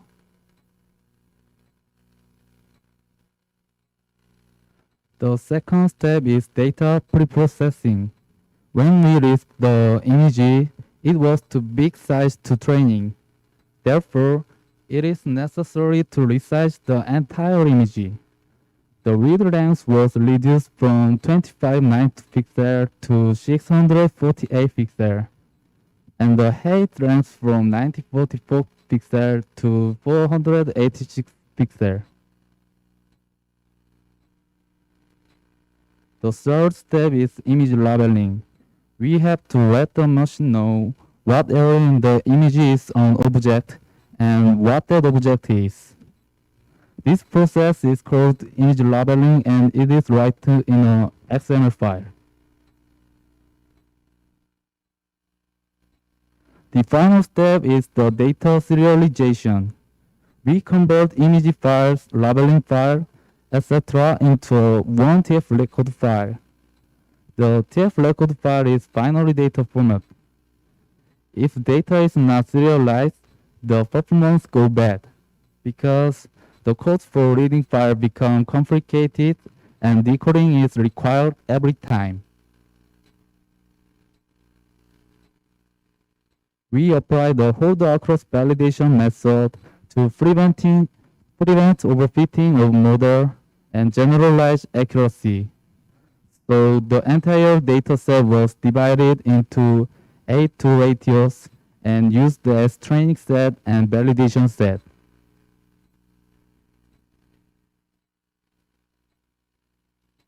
The total loss indicate the difference between the correct and predicted values.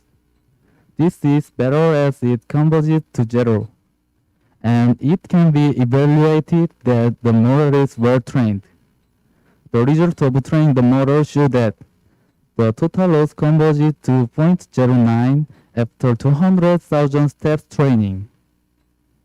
In general, when the total loss is below 0.2, it is judged that learning is normal, and when the total loss is below 0.1, it is impressive.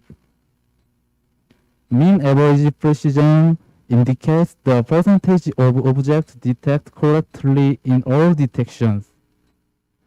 IOU stands for intersection over union, and it is the ratio between intersection and union of bounding box from model prediction and actual radar image.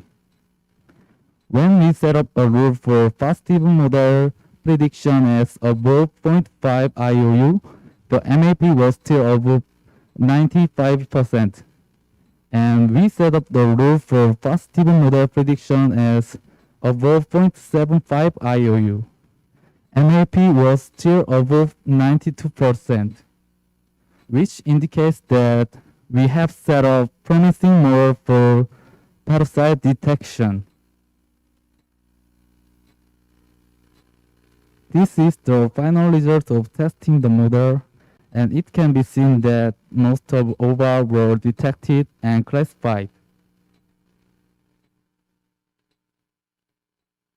That's the conclusion. Instead of the existing method of finding parasites using a microscope, a new method has been devised. This is taking pictures and sending them to server so that the deep learning model can detect and classify parasites, and we designed the system to realize that method. We constructed a data set to train the deep learning model.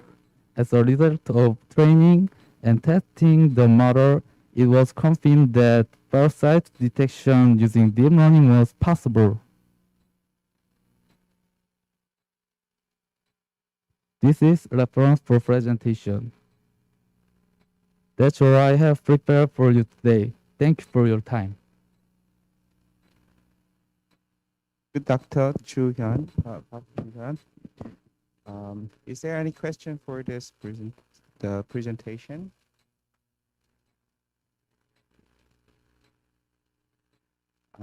May I ask you something? How many pictures this system needed to analyze the parasite's egg with the more than 90% accuracy? 정확도. At least how many pictures they need?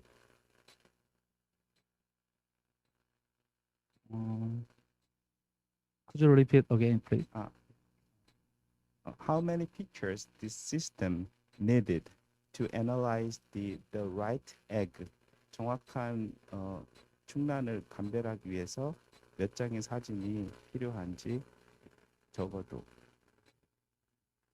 We think last photo is 1500 accuracy high. Yeah, yes.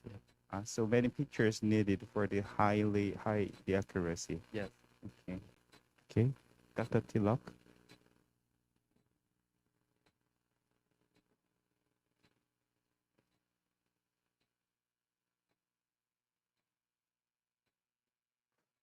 First of all, thank you for your nice presentation. Yeah. So this is really a new technique, which if is success, so we can solve the identification of parasite maybe. My question is that, based on the morphology, especially the egg morphology, it is very difficult to identify parasitic species, whatever it is, very difficult. So maybe egg by egg we can identify parasite until the genus level, not the species level. So do you have any plan? How can you specify the parasite species based on this morphology based technology.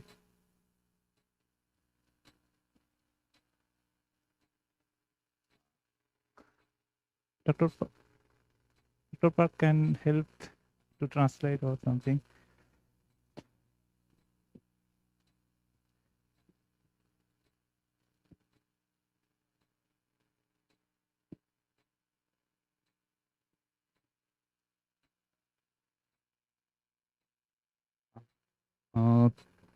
The object detection algorithm is too many kinds of things. So if performance is not high, we apply several object detection algorithm and combine and they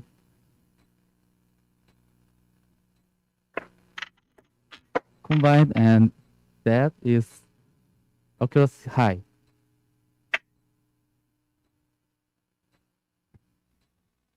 Thank you very much for your. Maybe later we have something to discuss. I will contact with you. Actually, I really interested about this kind of technology because I am working on the egg morphology last 3 years. So I find lots of difficulty. Even the egg is similar. So many parasite egg is similar under the microscope. So that's why this is very nice technology. So I will discuss with you later. Thank you for today for your nice presentation.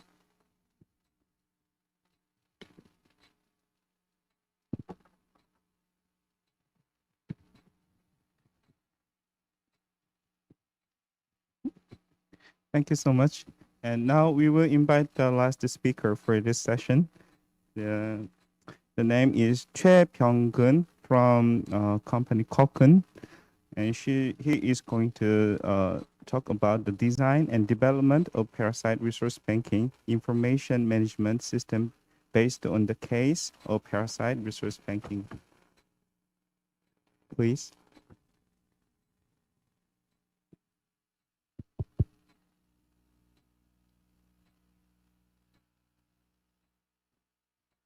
Hello everyone, it's an honor to meet you. Thank you for your introduction, Dr. Park. I am Byung-gun Choi, a senior researcher at Kokun. What I will present today is the result of the proposed and implementation of the biobanking information management system for parasite resources.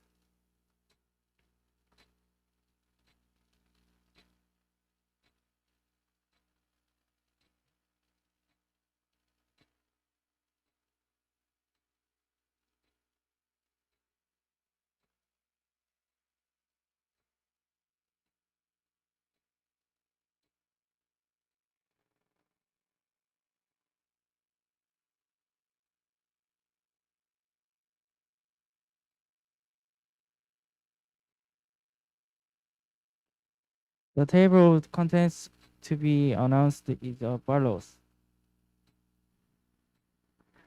Human history has always coexisted with parasites, and the confrontation between parasite and host creature is the most powerful driving force behind the evolution of organisms, and parasites are no longer human enemies, but are recognized and important research resources for health and disease eradication. Currently, parasite research are used as high value-added research in various fields such as treatments for autoimmune disease like Crohn's disease and asthma.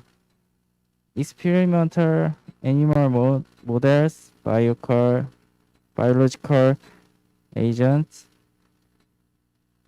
functional food, and drug delivery system. However, in order to use parasite resources as resources, it is necessary to systematically manage genetic information, collection place information, collection time information, storage location information, and inventory information. In this paper, we propose and established a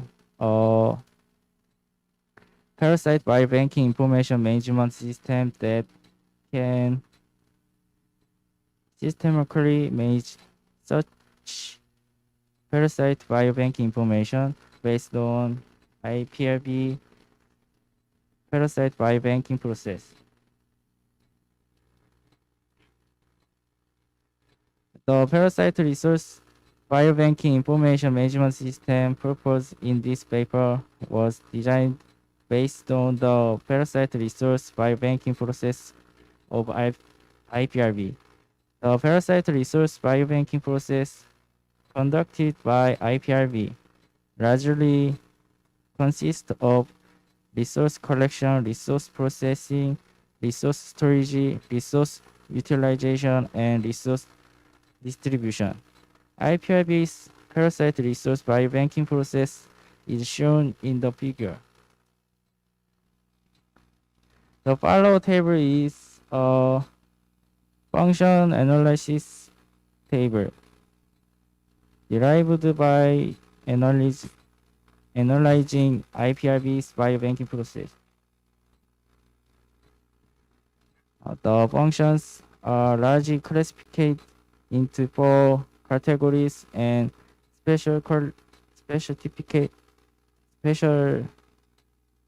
specifically into 12 functions.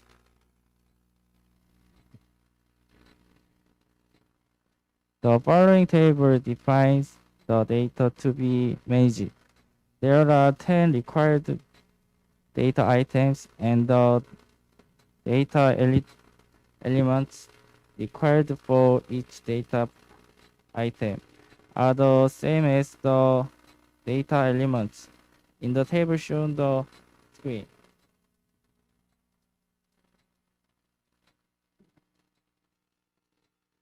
The system structure of the parasite resource information management system proposed in this paper is as shown on the screen. First of all, users who use the proposed system are divided into biobanking managers, researchers, and system administrator. In addition, each user can manage information or on parasite resource through a web browser and distribute rental information, manage classification information, and project. The database table relation diagram displayed on the screen is a structure diagram of the database table design, including information derived from the parasite resource management process and parasite resource distribution process, in addition to the 9 information items to be managed. And the number of tables for information management is about 60. The parasite resource biobanking information management system proposed in this paper can be used through the web page. The web page you see now is the parasite resource management page, and you can manage parasite resource information through it.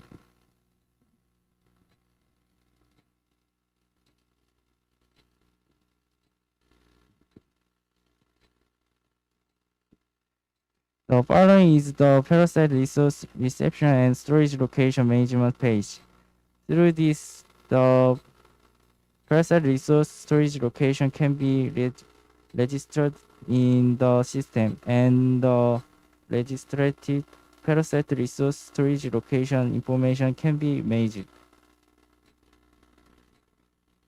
The following is the distribute management page.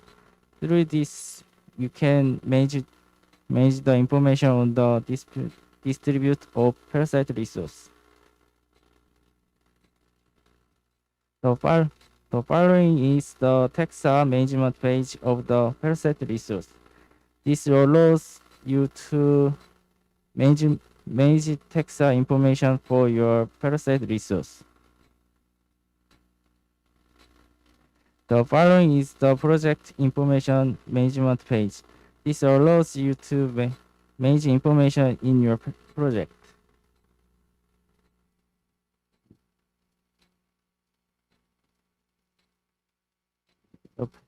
The parasite resource biobanking information management system proposed in this paper can systematically manage important parasite resource biobanking information.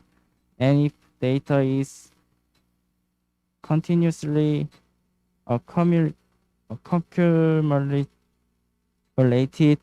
it can be expected to use big data in future. The proposed system does not currently apply the contents of parasite resource repair, parasite resource analysis, and parasite resource QC process. As future research, we plan to upgrade the system by applying the contents of parasite resource repair, parasite resource analysis, and parasite resource QC process. This is the end of my presentation, and thank you for listening. Thank you for the interesting presentation. Is there any question or comments for this presentation?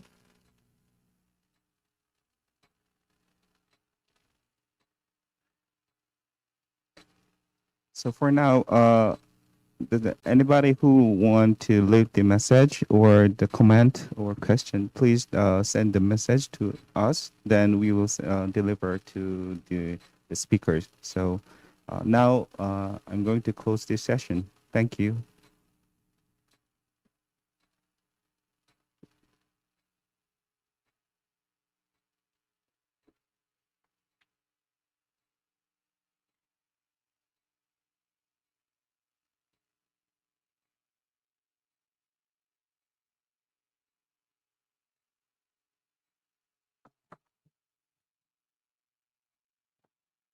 Thank you, Dr. Farr, for conducting the great session. So it was a great session which discussed about the technology that can be applied in future in the field of parasitology. So, and thank all speakers to present their findings in an excellent way. So this is actually the last session for day one, and I would like to thank all of the participants of second International Parasite Resource Bank Symposium 2021. It was very nice time with you all, and it was a wonderful day for us also. So as an organizer and the host of International Parasite Resource Bank Symposium 2021, I would like to request all of you to join us tomorrow at 10 a.m. And tomorrow we will have two interesting sessions, one before lunch, another after lunch, and along with some interesting discussion with the recognized scientists around the world. So today, I also like to invite our distinguished guest. We have a gala dinner that will schedule to be a start at 6 p.m. and the place is Seongjeon. So if someone have problem to find the place, please contact with the organizer. They will give you the exact location of this place. I hope we will see you there at 6 p.m. So until now, thank you again for your nice participation today and for your time. I hope I will see all of you again tomorrow. So, and this is the last message, and today I want to close the first day of second International Parasite Resource Bank Symposium 2021. See you tomorrow.